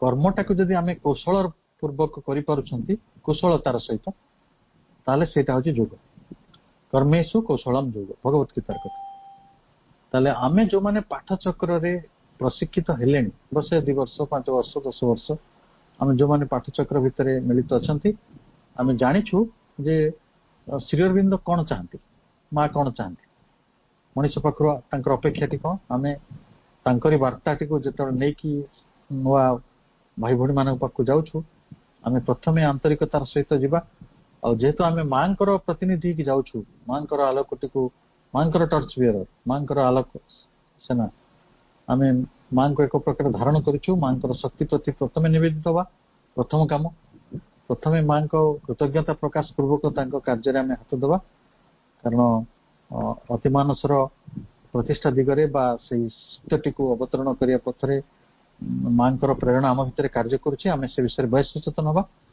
मु भावुची अनेक समय सेटा भी जदि व्यक्तिगत अनुभूतर कथा कहबी मन करंतु आम जो माने माँ धारा केबे केबे कहिया पई आसछु तो क्षेत्र अनेक जिनस प्रस्तुत होगा आसिया पड़े मन करंतु आज एपट गोटे कार्यक्रम अच्छी हठात आपन को जने कार्यक्रम जोगदा पड़ला आप पूर्व प्रस्तुति ना से जगह आम कौन करें माँ को समर्पण कर माँ तमें तमर ज्ञानटी को आम भीतर दे आमर कंठ दे कि प्रकाशित कर तेणु तमें तार दायित्व नियो हे तो से काम अनेक समय सफल हो देखुची एटा व्यक्तिगत कल्ट एक्सपीरियंस कहवा कथा ना तथे मुझे कहूँ जे ये समर्पणटी बहुत चमत्कार भाव आम भीतर काम कर तृतीय कथाटी हूँ जे मु केते बेसी प्रशिक्षित अच्छी मु केते बेसी श्री अरविंद महाप्रज्ञा को धारण करछि ज्ञानटी को संग्रह करछि जदि मन करंतु मो लाइफ डिवाइन विषय रे कहिया को जीवी ते लाइफ डिवाइन संपर्क रे मोर ज्ञानटी पूर्ण तो वर्तमान तो हबने किंतु मैक्सिमाइज करा जाय परिबो ताको गोटे ऑप्टिमाइज करा जाय परिबो आ आमे बाबाजी तार उदाहरण दैछन्ते आमे प्राथमिक अवस्था रे कोन कोन बही पढिबा प्राथमिक अवस्था रे से कहिसंती आमे प्रत्येक मनुष्यर कर्तव्य श्री अरविंद को जोग साधना मातृवाणी जोग प्रदीप ये भली बही गुड़िक पढ़ी परिबा एवं सबु स्थान रे बाबाजी पद्धति काम करे आपण माने जानिछंती बाबाजी महाराज मात्र पंचम श्रेणी पाठ पढ़िथिले चाटशाली रे पढ़िथिले अमीन ट्रेनिंग नै कि अमीन हो हो तापरे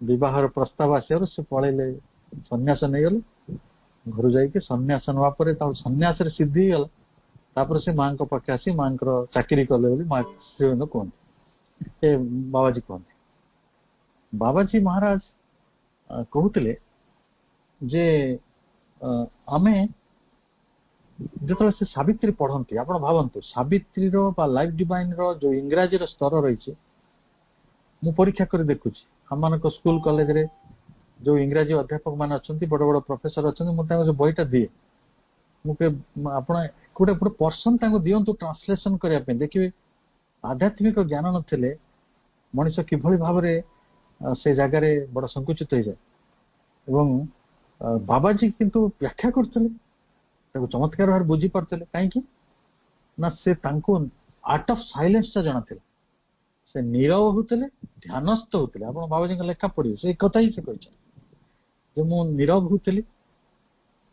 ध्यानस्थ होते से ज्ञानटा आपे आपे मो पाक आसी जाता माँ करुणा सीधा सीधा आम भितर कम कर जदि आमर आंतरिकताटी अत्यंत स्पष्ट प्रांजल आलोकित ताले माँ शक्ति आम भितर निश्चय कम कर आम जो भाई भाई मान से प्रकृत आलोकित करने चाहूँ माँ आलोक निकट पहुँच पार बहुत किसी निर्भर करे आम सत्तार गोटे साधुता उपर यहाँ ही साधुपण जे how far I am integral मुझे इंटीग्रल मुझे परिमाण रे साधु पूर्ण से परिमाण रे मो अन्य को आलोकित करि परिबी यहाँ हूँ मोर संदीपित करिवार क्षमता ଆଉ ଆପଣ ନିଜେ ଯଦି ଜଣେ ସାଧକ ହେଇଥିବେ ସେ କାମ ଭାରି ସହଜ ହେଇଥାଏ, ବହୁତ ସହଜ ହେଇଥାଏ। ଆପଣ ବଡ ବଡ ସାଧକ ମାନଙ୍କ ଜୀବନୀ ନିଶ୍ଚୟ ପଢିଛନ୍ତି। ଆପଣ କହୁଛି ଆଲୋକ ସିଂହ, ଆମେ ଯାହାକୁ କହୁଛୁ କଣ ଯେ ଲାୟନ ଅଫ, ଆଜ୍ଞା ଚମ୍ପକଲାଲ, ଆମେ ଚମ୍ପକଲାଲଙ୍କ କଥା କହୁଛୁ। ଚମ୍ପକଲାଲ ତାଙ୍କର ଶିକ୍ଷା କେତେ ଶୁଣ, ସେ ଗାଈ ଚରାଉଥିଲେ, ତାଙ୍କ ଶ୍ରୀଅରବିନ୍ଦ ନେଇ ଆସିଥିଲେ। ଜଣେ କିଏ କହିଲା ଯେ ଗୋଟେ ଗାଈ ଚରାଳି ପିଲା ଅଛି, ସେ ସବୁଦିନ ଗାଈଙ୍କୁ ଛାଡି ଦଉଛି, ତାପରେ ଯାଇକି ଶିବଲିଙ୍ଗକୁ କୁଣ୍ଢେଇକି ଶୋଉଛି।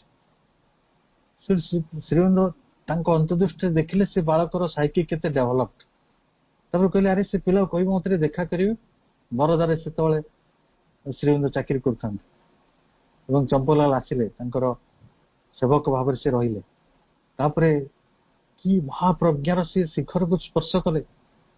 ମାଙ୍କର କରୁଣା କିଭଳି ଭାବରେ ତାଙ୍କ ଭିତରେ କାମ କଲା ମା ସରସ୍ୱତୀଙ୍କର, ଯେ ସେ ତାଙ୍କୁ ଲାୟନ ଅଫ ଲାଇଟ କୁହାଯାଉଛି, ସିଂହର ଆଲୋକର ସିଂହ। ଏବଂ ତାଙ୍କର ଯୋଉ ପ୍ରଜ୍ଞାର ସ୍ତର ଥିଲା ସେଟା ମାନେ ଆମ ସମସ୍ତଙ୍କର ଚିନ୍ତାର କଳ୍ପନାର ବାହାରେ। ତାହେଲେ ଭାଇ ଆମେ କେତେ ପାଠ ପଢିଛେ, କେତେ ବୁଝିଛେ ବାହ୍ୟ ଭାବରେ, ତାହା ଆଦୌ ଗୁରୁତ୍ୱପୂର୍ଣ୍ଣ ନୁହେଁ।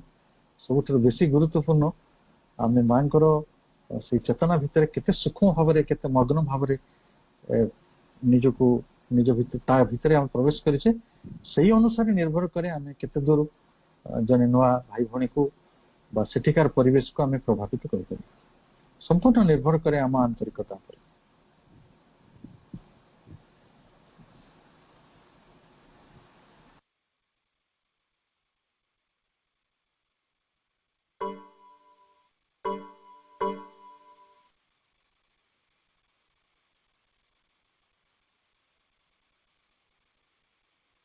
ଧନ୍ୟବାଦ ଭାଇ।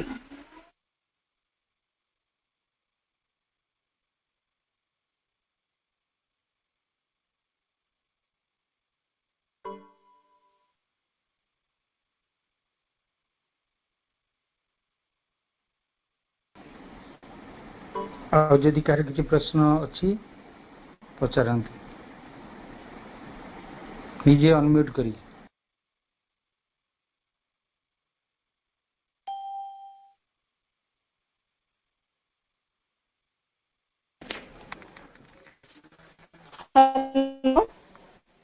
ହ୍ୟାଲୋ ଭାଇ, ବନ୍ଦେ ମାତରମ୍। ଭାଇ ଭାଇ ସିମ୍ବଲ ଉପରେ ଟିକେ କୁହନ୍ତୁ। ମା ଆଉ ପ୍ରଭୁଙ୍କ ସିମ୍ବଲ ଏକାଠି ରହିବେ କି ଖାଲି ପ୍ରଭୁଙ୍କର ଦିଟା ସିମ୍ବଲ ରହିବ? କଣ କିଛି କୁହ, ଯୋଉ ଗ୍ରିଲି କରାହଉଛି ସିମ୍ବଲ ଉପରେ। ହ୍ୟାଲୋ। ଦେଖନ୍ତୁ ସତ କହିଲେ, ଯେତେବେଳେ ଆପଣଙ୍କ ଭିତରେ ଇଣ୍ଟିଗ୍ରାଲ ନଲେଜ ଆସିବ ସେତେବେଳେ ଆପଣ ଭଲ ଭାବରେ ବୁଝିପାରିବେ ଯେ ଏଇ ଯୋଉ ସିମ୍ବଲଟି ତାର ଗୋଟିଏ ସ୍ତରରେ ଏକାତ୍ମ ହେଇଯାଏ। ମାନେ ମାଙ୍କର ଶ୍ରୀଅରବିନ୍ଦଙ୍କର ଯୋଉ ଏକାତ୍ମତା ଏତେ ବେଶୀ ଥିଲା, ସେମାନେ ଦେ ସିମ୍ବଲାଇଜ ୱାନ୍, ଦେ ଆଇଡେଣ୍ଟିଫାଇଡ ଏଜ ୱାନ୍। ଯୁଗ୍ମ ଅବତାର ବୋଲି ଆମେ ତାଙ୍କୁ କହୁଛୁ, ଯୁଗଳ ଗୋଟେ ପେୟାର। ସେ ଯୁଗଳ ଅବତାରରେ ତାଙ୍କର ଦୁଇଟା ଯାକ ଫଟୋ ଆମେ ରଖୁଛନ୍ତି, ଦୁଇଟା ଯାକ ସିମ୍ବଲ ବି ରଖିପାରିବା।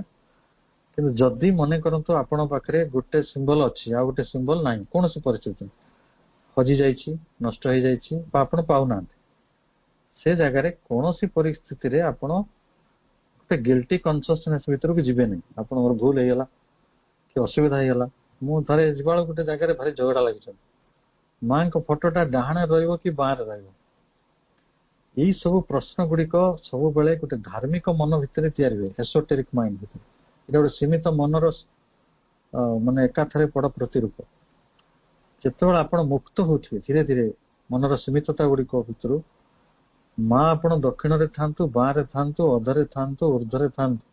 ସେ ନାନକ ଯେମିତି କହିଲେନି, ସେ ପୁରୀ ଆସିଥିଲେ କାଳେ, ପୁରୀ ମନ୍ଦିର ଆଡକୁ ଗୋଡ କରି ଶୋଇଲେ। ଗୋଟେ ପଣ୍ଡା ତାଙ୍କୁ ଗାଳିଦେଲା ନାନକଙ୍କୁ, କି ମୂର୍ଖ, ଶ୍ରୀମନ୍ଦିର ଆଡକୁ ପାଦ କରି ଶୋଇଛ? ଶ୍ରୀମନ୍ଦିରରେ ଠାକୁର ଅଛନ୍ତି ଜାଣିନ? ସେ କହିଲା ହଁ ଜାଣିଛି ବୋଲି ତ ଶୋଇଛି, ମତେ ଗୋଟେ ଦିଗ ଦେଖେଇ ଦିଅ ଯୋଉ ଦିଗରେ ଠାକୁର ନାହାନ୍ତି। ଅଧ ଉର୍ଦ୍ଧ୍ୱ 10 ଦିଗରେ ସବୁ ସ୍ଥାନରେ ଯଦି ଈଶ୍ୱର ଅଛନ୍ତି ତେଣୁ ଆମେ କୁଆଡକୁ ପାଦ କରିବା, କୁଆଡକୁ ମୁଣ୍ଡ କରିବା, ତାହା ଆଦୌ ଗୁରୁତ୍ୱପୂର୍ଣ୍ଣ ପ୍ରଶ୍ନ ନୁହେଁ। ପ୍ରାଥମିକ ଅବସ୍ଥାରେ କିଛି ଶୃଙ୍ଖଳା, କିଛି ବିଧି ଅବଶ୍ୟ ରହିଛି, କିନ୍ତୁ ଯେତେବେଳେ ଆପଣ ଇଣ୍ଟିଗ୍ରାଲି ସୁପରିୟର ହେଇଯିବେ, ଆପଣ ଆହୁରି ଉର୍ଦ୍ଧ୍ୱକୁ ଉଠିଯିବେ, ଏଇ ସବୁ ମାନେ ଧାର୍ମିକ ଧାରଣା, ଅବଧାରଣା, ବିଧି ଏସବୁର ବେଶୀ କିଛି ଅର୍ଥ ନଥାଏ। ମନେ କରନ୍ତୁ ଜଣେ ସାଧକ ଆପଣଙ୍କୁ କହିଲେ ଯେ ଆପଣ ଧ୍ୟାନ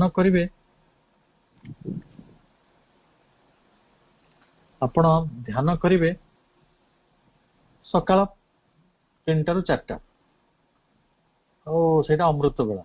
ବହୁତ ଧର୍ମରେ ଅଛି, ମୁଁ ଜାଣିଛି ବ୍ୟକ୍ତିଗତ ଭାବରେ, ନା କହୁନେ କିଛି ଧର୍ମ ରହିଛନ୍ତି ଯୋଉମାନେ ଅମୃତ ବେଳାକୁ 3ଟାରୁ 4ଟା ବୋଲି କହୁଛନ୍ତି ଏବଂ ସେଇ ସମୟରେ ଧ୍ୟାନ କଲେ ଈଶ୍ୱର ପ୍ରାପ୍ତି ହବ, ଅନ୍ୟ ସମୟରେ ହବନି। ଏଭଳି ଧାରଣାଟି ପ୍ରାଥମିକ ଅବସ୍ଥା ପାଇଁ ଠିକ, ଗୋଟେ ଶୃଙ୍ଖଳା ଆଣିବା ପାଇଁ, ଗୋଟେ ଡିସିପ୍ଲିନ ଆଣିବା ପାଇଁ। କିନ୍ତୁ ଉଚ୍ଚତର ଅବସ୍ଥାରେ ଆପଣ କୌଣସି ସମୟରେ ଧ୍ୟାନସ୍ଥ ହେଇପାରିବେ, ସବୁ ସମୟରେ ଧ୍ୟାନସ୍ଥ ହେଇପାରିବେ, ନିର୍ଦ୍ଦିଷ୍ଟ ସମୟରେ କାହିଁକି? ମାଙ୍କ ସହିତ କନେକ୍ଟ ହବା ପାଇଁ, ମାଙ୍କ ସହିତ ସଂଯୁକ୍ତ ହବା ପାଇଁ, ଭାଗବତ ଚେତନାରେ ରହିବା ପାଇଁ କଣ ସମୟ ଆମ ପାଇଁ ଗୋଟେ ସୀମାରେଖା କି? ତେଣୁ ଏଇ ଯୋଉ ଫଟୋ ରଖିବା, କିଏ ଭୋଗ ରାଗ କରିବା, ବାଁ ଡାହାଣ ହବା, ଏଇ ବହି ପଢିବା, ସେଇ ବହି ପଢିବା, ଏଇ ସବୁ ନୀତିଗତ କଥା ଗୁଡିକ ଅନେକ ସମୟରେ ଆମ ପାଇଁ ଆମ ପ୍ରଗତିର ବଡ଼ ପରିପନ୍ଥୀ ହେଇଥାଏ। ତେଣୁ ଯଦି ଆପଣ ଆନ୍ତରିକତାର ସହିତ କରନ୍ତୁ, ସମର୍ପଣର ସହିତ କରନ୍ତୁ, ପବିତ୍ର ଦୃଷ୍ଟିର ସହିତ କରନ୍ତୁ, ପବିତ୍ର ଜ୍ଞାନର ସହିତ କରନ୍ତୁ, ସେଟା ସବୁ ଠିକ ବୋଲି ଭାବନ୍ତୁ।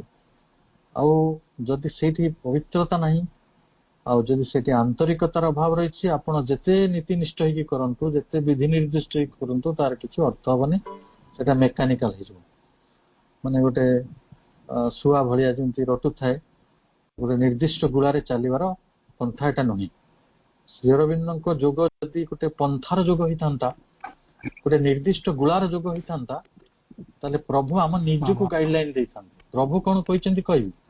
ପ୍ରଭୁ କହିଛନ୍ତି ଫାଇଣ୍ଡ ୟୁର ଓନ୍ ରୋଡ। ମୁଁ ଆଉ ଥରେ କହୁଛି, find your own road, find your own road. ନିଜ ରାସ୍ତା ନିଜେ ବାହାର କରନ୍ତୁ, କାହାରି କଥାରେ କିଛି ପଢିବା ଦରକାର ନାହିଁ। ଆପଣଙ୍କର ଯୋଉ ଅନ୍ତଃକରଣ ଯେମିତି କହୁଛି, ଆପଣ ତାଙ୍କୁ ସେମିତି ଭଲ ପାଆନ୍ତୁ। ଏଠି ଗୋଟିଏ ସର୍ତ୍ତ ହଉଛି ଭଲ ପାଇବା ଆଉ ସମର୍ପଣ, ଆନ୍ତରିକତା। ଅନ୍ୟ ସବୁ ସର୍ତ୍ତ ଗୁଡିକର କିଛି ଅର୍ଥ ନାହିଁ। ତେଣୁ ଆମେ এই ବିଷୟରେ ଟିକେ ଧୀରେ ଧୀରେ ସଚେତନ ହବା ଏବଂ ସମୟ ଲାଗିବ। ସେଥିପାଇଁ ଆମ ଚେତନା ଯେତେ ଅଗ୍ରଗତି କରିବ, ଯେତେ ଆଗକୁ ଯିବ, ଆମେ ଧୀରେ ଧୀରେ এই ପ୍ରାଥମିକ ଅବସ୍ଥା ଗୁଡିକର ବାଡ ଗୁଡିକୁ ଭାଙ୍ଗିଦବା।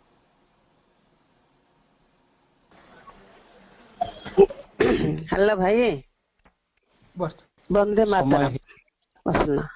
ଗୋଟେ ଭାଇ, ହେଲେ ଯୋଉ ଆମେ ରୋଷେଇ ଘରେ ମୋ ମାଙ୍କୁ ରଖିଛି, ସବୁଦିନ ଖାଦ୍ୟ ରାନ୍ଧିଲେ ତୁଳସୀ ପତ୍ର ପକଉଛି। ହେଲେ ଆମ ମାନଙ୍କର ଏବେ କିଏ ଯୋଉ ଆମର ମୂତ୍ରିକା ହେଇଗଲା, ଛୁତ୍ରିକା ହେଇଲା, ଏମିତି ହେଲେ ଆଉ ତୁଳସୀ ପତ୍ର ପକେଇବାର ନାହିଁ। ସେମିତି କାହିଁ କରୁଛନ୍ତି? ଆଚ୍ଛା, ମୂର୍ତ୍ତିକା ଛୁତିକା ହେଲେ ଆପଣ ଖାଉଛନ୍ତି କି ନାଇଁ? ଅପା ଆପଣ ତ ଖାଉଛନ୍ତି ନା, ତ ମାଙ୍କୁ କାହିଁ ଉପାସ ରଖୁଛନ୍ତି? ସେମିତି କିଛି, ଏଇଟା ଗୋଟେ ଧାର୍ମିକ ବ୍ୟବସ୍ଥା ନୁହେଁ। ଆମେ ମାଙ୍କୁ ଯଦି ଗ୍ରହଣ କରିଛେ, ଜୀବନ୍ତ ଭାବରେ ଗ୍ରହଣ କରିବା। ଆପଣ ଭାବନ୍ତୁ ତ, ସତରେ ଆପଣଙ୍କ ଘରେ ରୋଷେଇ ଘରେ ମା ବସିଥାନ୍ତେ, ଆପଣ ସେଇଠି ରାନ୍ଧିକି ସବୁ ଖାଇଯାଆନ୍ତେ ନିଜେ ନିଜେ, ଆଉ ତାଙ୍କୁ ଦିଅନ୍ତେ ନାହିଁ। ଆଉ ଯଦି ଜୀବନ୍ତ ଭାବରେ ଆମେ ତାଙ୍କୁ ଭାବିଲେ ଆପଣଙ୍କ ମା ସେଇଠି ବସିଥିବ, ଆପଣ ଖାଇଯିବେ, ଦେବେନି। ତେଣୁ ଆମେ ଧାର୍ମିକ ମନୋଭାବରୁ ଉର୍ଦ୍ଧ୍ୱକୁ ଯିବା ପାଇଁ ଏକଥା କରିଛନ୍ତି। ସେତେବେଳେ ଧାର୍ମିକ ମନ ଥିଲା, ସେଗୁଡିକ ଦରକାର ଥିଲା। ଲୋକମାନେ ବହୁ ଅଜ୍ଞାନ ଅନ୍ଧକାର ଭିତରେ ଥିଲେ, ଆମେ ଆଲୋକର ଏତେ ପଥ ଚାଲିଲେଣି। ତେଣୁ ଆଜି ଆମେ ଅଶୁଦ୍ଧ ଅଛନ୍ତି, କାଲି ବିଶୁଦ୍ଧ ଅଛନ୍ତି। ଏଇଟା ଚମଡା, ସେଇଟା ଅମକେ, ସେଇଟା ତମକେ, ଏଇଟା ବିଶୁଦ୍ଧ କାଳ, ଏଇଟା ଅଶୁଦ୍ଧ କାଳ। ଗୋଟେ ମା କୁ ଭଲ ପାଇବା ପାଇଁ ଗୋଟେ ଶୁଦ୍ଧ କାଳ ଅଶୁଦ୍ଧ କାଳ କଣ? ଧୀରେ ଧୀରେ ମୁକ୍ତ ହେଇଯାଆନ୍ତୁ ଏଇ ସବୁ ଧାର୍ମିକ ମନୋଭାବ ଗୁଡିକରୁ। ତେଣୁ ଆପଣ ତୁଳସୀ ପତ୍ର ପକଉଛନ୍ତି ନ ପକଉଛନ୍ତି ଏଇ ମ୍ୟାଟେରିଆଲ, କିନ୍ତୁ ଆପଣ ଯଦି ଖାଦ୍ୟ ଅର୍ପଣ କରୁଛନ୍ତି, ଦିଅନ୍ତୁ। ଅର୍ପଣ ସବୁବେଳେ କରିପାରିବେ। ଆଉ ମାଙ୍କର ସରଳ ସୂତ୍ର ହଉଛି, ଆମେ ଯେତେବେଳେ ପଣ୍ଡିଚେରୀ ଆଶ୍ରମ ଯାଇଥିବା, ଆମକୁ ଭୋଜନ ଦେବା ପରେ ଆମେ ତ ନାମ ଜପ କରିଛେ, ବାବା ମାଙ୍କୁ ସ୍ମରଣ କରି ଖାଦ୍ୟଟି ଆଣୁଛେ, ପ୍ରସାଦ ରୂପରେ ଗ୍ରହଣ କରୁଛେ। ଆମେ ତ ପ୍ରଥମେ ବସୁଛନ୍ତି ଖାଦ୍ୟ ପାଖରେ ସେତେବେଳେ ଅର୍ପଣ କରୁଛେ, ତାଙ୍କର ପ୍ରସାଦ ଭାବରେ ଆମେ ତାକୁ ଗ୍ରହଣ କରୁଛନ୍ତି। ତାହେଲେ ସେଠି ଆଉ ପୂଜା ଅର୍ଚ୍ଚନା ଏସବୁ ନାନା କଥା କାହିଁକି ଆସୁଛି ତୁଳସୀ ପତ୍ର ବା ଅନ୍ୟାନ୍ୟ।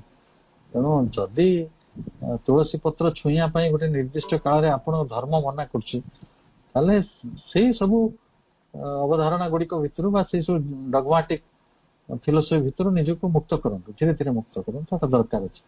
ଆପଣ ସବୁବେଳେ ଭାବିବେ ମୋ ମାଟି ମୋ ନିଜ ମା, ସେ ମାନେ କରନ୍ତୁ ଅଲୌକିକ ନ ହେଇକି ଚିନ୍ମୟୀ ନ ହେଇକି ସେ ହଉଛନ୍ତି ମୃନ୍ମୟୀ ମା, ମୋ ନିଜ ମା। ମୁଁ ତାଙ୍କୁ ଯେମିତି ବ୍ୟବହାର କରିବି ମୋ ଏଇ ମାଙ୍କୁ ବି ସେଇ ବ୍ୟବହାର କରିବି, ଆହୁରି ଆନ୍ତରିକତା ସହିତ ପ୍ରେମର ସହିତ।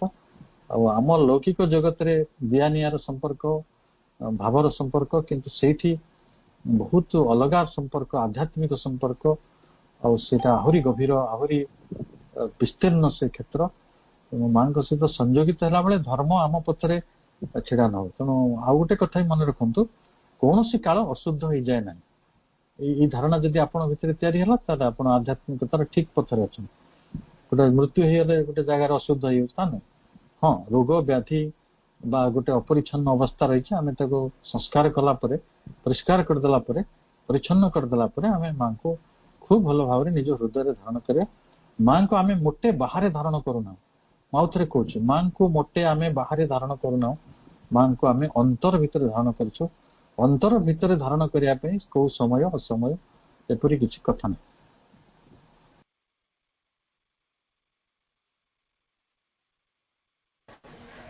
ବର୍ତ୍ତମାନ ସମୟ ଉପସ୍ଥିତ, ତେଣୁ ଉଷାପାଙ୍କୁ ମୁଁ ଅନୁରୋଧ କରିବି ସେ କୃତଜ୍ଞତା ଜ୍ଞାପନ କରିବେ। ଉଷାପା। ଦିବ୍ୟ ଜନନୀ ମା, ପରମ ପ୍ରଭୁ ଶ୍ରୀବୃନ୍ଦ, ତାଙ୍କ ଚରଣ କମଳରେ ଅନନ୍ତ କୋଟି ପ୍ରଣାମ, କୃତଜ୍ଞତା। ଯାହାଙ୍କ ଦିବ୍ୟ ସୂକ୍ଷ୍ମ ଉପସ୍ଥିତି ଆଜି ଆମମାନଙ୍କୁ ଏ ଦିବ୍ୟ ପ୍ରେମରେ ବାନ୍ଧିଛି। ତାଙ୍କରି ଶକ୍ତି, ତାଙ୍କରି ଆଲୋକ, ତାଙ୍କର ଦିବ୍ୟ ପ୍ରେମ, ତାଙ୍କ କୃପା, ତାଙ୍କ ଆଶୀର୍ବାଦ ପାଇଁ ଆମେ ଏକତ୍ରିତ ହେଇପାରିଛେ। ପାଠଚକ୍ରରେ ଏତେ ସମୟ ଏବଂ ଏତେ ସଂଖ୍ୟାରେ ଯୋଗଦାନ କରିଛେ। ପ୍ରଥମେ ମୁଁ ମୋ ଜୀବନର କହିବାକୁ ଶବ୍ଦ ପାଉନାହିଁ। ସମସ୍ତ କୃତଜ୍ଞତା ତାଙ୍କ ପଦାରବିନ୍ଦରେ ଅର୍ପଣ କରୁଛି। ଆମର ପ୍ରିୟ ପୂଜ୍ୟ ଅତି ଆଦର ଭବେଶ ଭାଇ, ଯାହାଙ୍କର ବିଷୟରେ ଆମେ ଶୁଣୁଛେ, ତାଙ୍କ ନିଜର କଥା ସେ ଆମ ଆଗରେ ରଖିଲେ। ତାଙ୍କର କହିବାର ଶୈଳୀ, ତାଙ୍କ ଚେତନାର ସ୍ତର, ଯାହାଙ୍କ ପାଇଁ ଆମେ ଆଜି ପାଠଚକ୍ର କରିପାରିଛେ, ତାଙ୍କୁ ଅନ୍ତରରୁ ଅନେକ ଅନେକ ଭଲ ପାଇବା ଏବଂ ପ୍ରାର୍ଥନା ମାଙ୍କ ପାଖରେ ସେ ଏମିତି ମାଙ୍କ ଚେତନା ଯାତ୍ରାରେ ଆଗକୁ ଆଗକୁ ଯାଉଥାନ୍ତୁ ଏବଂ କୃତଜ୍ଞତା ଜ୍ଞାପନ କରୁଛି। ପ୍ରଶାନ୍ତ ଭାଇ, ଗୋବିନ୍ଦ ଭାଇ, କୁନିଅପା, ଉଷାପା ଏବଂ ଓଡ଼ିଶା ବାହାରର ଯେତେ ଅପା ଭାଇ ଆଜି ଉପସ୍ଥିତ ଅଛନ୍ତି, ଯେଉଁମାନେ ପ୍ରୋଗ୍ରାମ ଜାଣିଛନ୍ତି ଉପସ୍ଥିତ କୌଣସି କାରଣ ହେଇପାରିନାହାନ୍ତି ଏବଂ ବିଭିନ୍ନ ପାଠଚକ୍ରର ଯେଉଁ ଆଜି ଅନଲାଇନରେ ହେଉଛି, ଘରୋଇ ସ୍ତରରେ ହେଉଛି, ସମସ୍ତଙ୍କ ପାଇଁକି ମାଙ୍କ ପାଖରେ ମୋର ପ୍ରାର୍ଥନା, ସମସ୍ତଙ୍କ ତରଫରୁ ମାଙ୍କ ପାଖରେ କୃତଜ୍ଞତା ଏବଂ ସେହି ଅପା ଭାଇମାନଙ୍କୁ ମୁଁ ମଧ୍ୟ କୃତଜ୍ଞତା ଜ୍ଞାପନ କରୁଛି। ନବସୃଷ୍ଟି ଯେଉଁ ଆଇଡି ଯୋଗେ ଆଜି ପାଠଚକ୍ର ସମ୍ଭବ ହୋଇଛି, ସମସ୍ତ ଅପା ଭାଇଙ୍କ ତରଫରୁ ସମସ୍ତଙ୍କୁ କୃତଜ୍ଞତା। ଅପା ଭାଇମାନେ, ଆମମାନଙ୍କର ଶବ୍ଦ କେବେ ହେଲେ କୃତଜ୍ଞତା ଜଣାଇବାକୁ ସକ୍ଷମ ନୁହଁ। ସମସ୍ତେ ଆମେ ଏମିତି ଯେଉଁ ଚେତନାର ମହାଯାତ୍ରାରେ ଏକାଠି ହେବା, ଓଦା କାଠ ଶୁଖିଲା କାଠ ହେଇ ସେଇ ଆଶ୍ରୟର ଅଗ୍ନିକୁ ଜଳାଇବା, ଯେଉଁଟାକି ସମୟର ଆହ୍ୱାନ। ତେଣୁକରି ବାରମ୍ବାର ଆମେ ପାଠଚକ୍ର କରିବା, ସମ୍ମିଳିତ ହେବା, ପରସ୍ପରକୁ ଭଲ ପାଇବା। ଆଉ ପାଠଚକ୍ର କ'ଣ, କାହିଁକି, କିପରି ଭାଇ ସୁନ୍ଦର ଭାବେ ଆଜି ଉପସ୍ଥାପନ କଲେ। ଶେଷରେ ପୁଣି ସେ ଦିବ୍ୟଜନୀ ମା, ପରମ ପ୍ରଭୁ ଶ୍ରୀବୃନ୍ଦ, ତାଙ୍କ ଦିବ୍ୟ ସନ୍ତାନଙ୍କ ପାଖରେ ମୋର ଅନ୍ତରର କୃତଜ୍ଞତା समस्त को धन्यवाद। वंदे मातरम। माँ।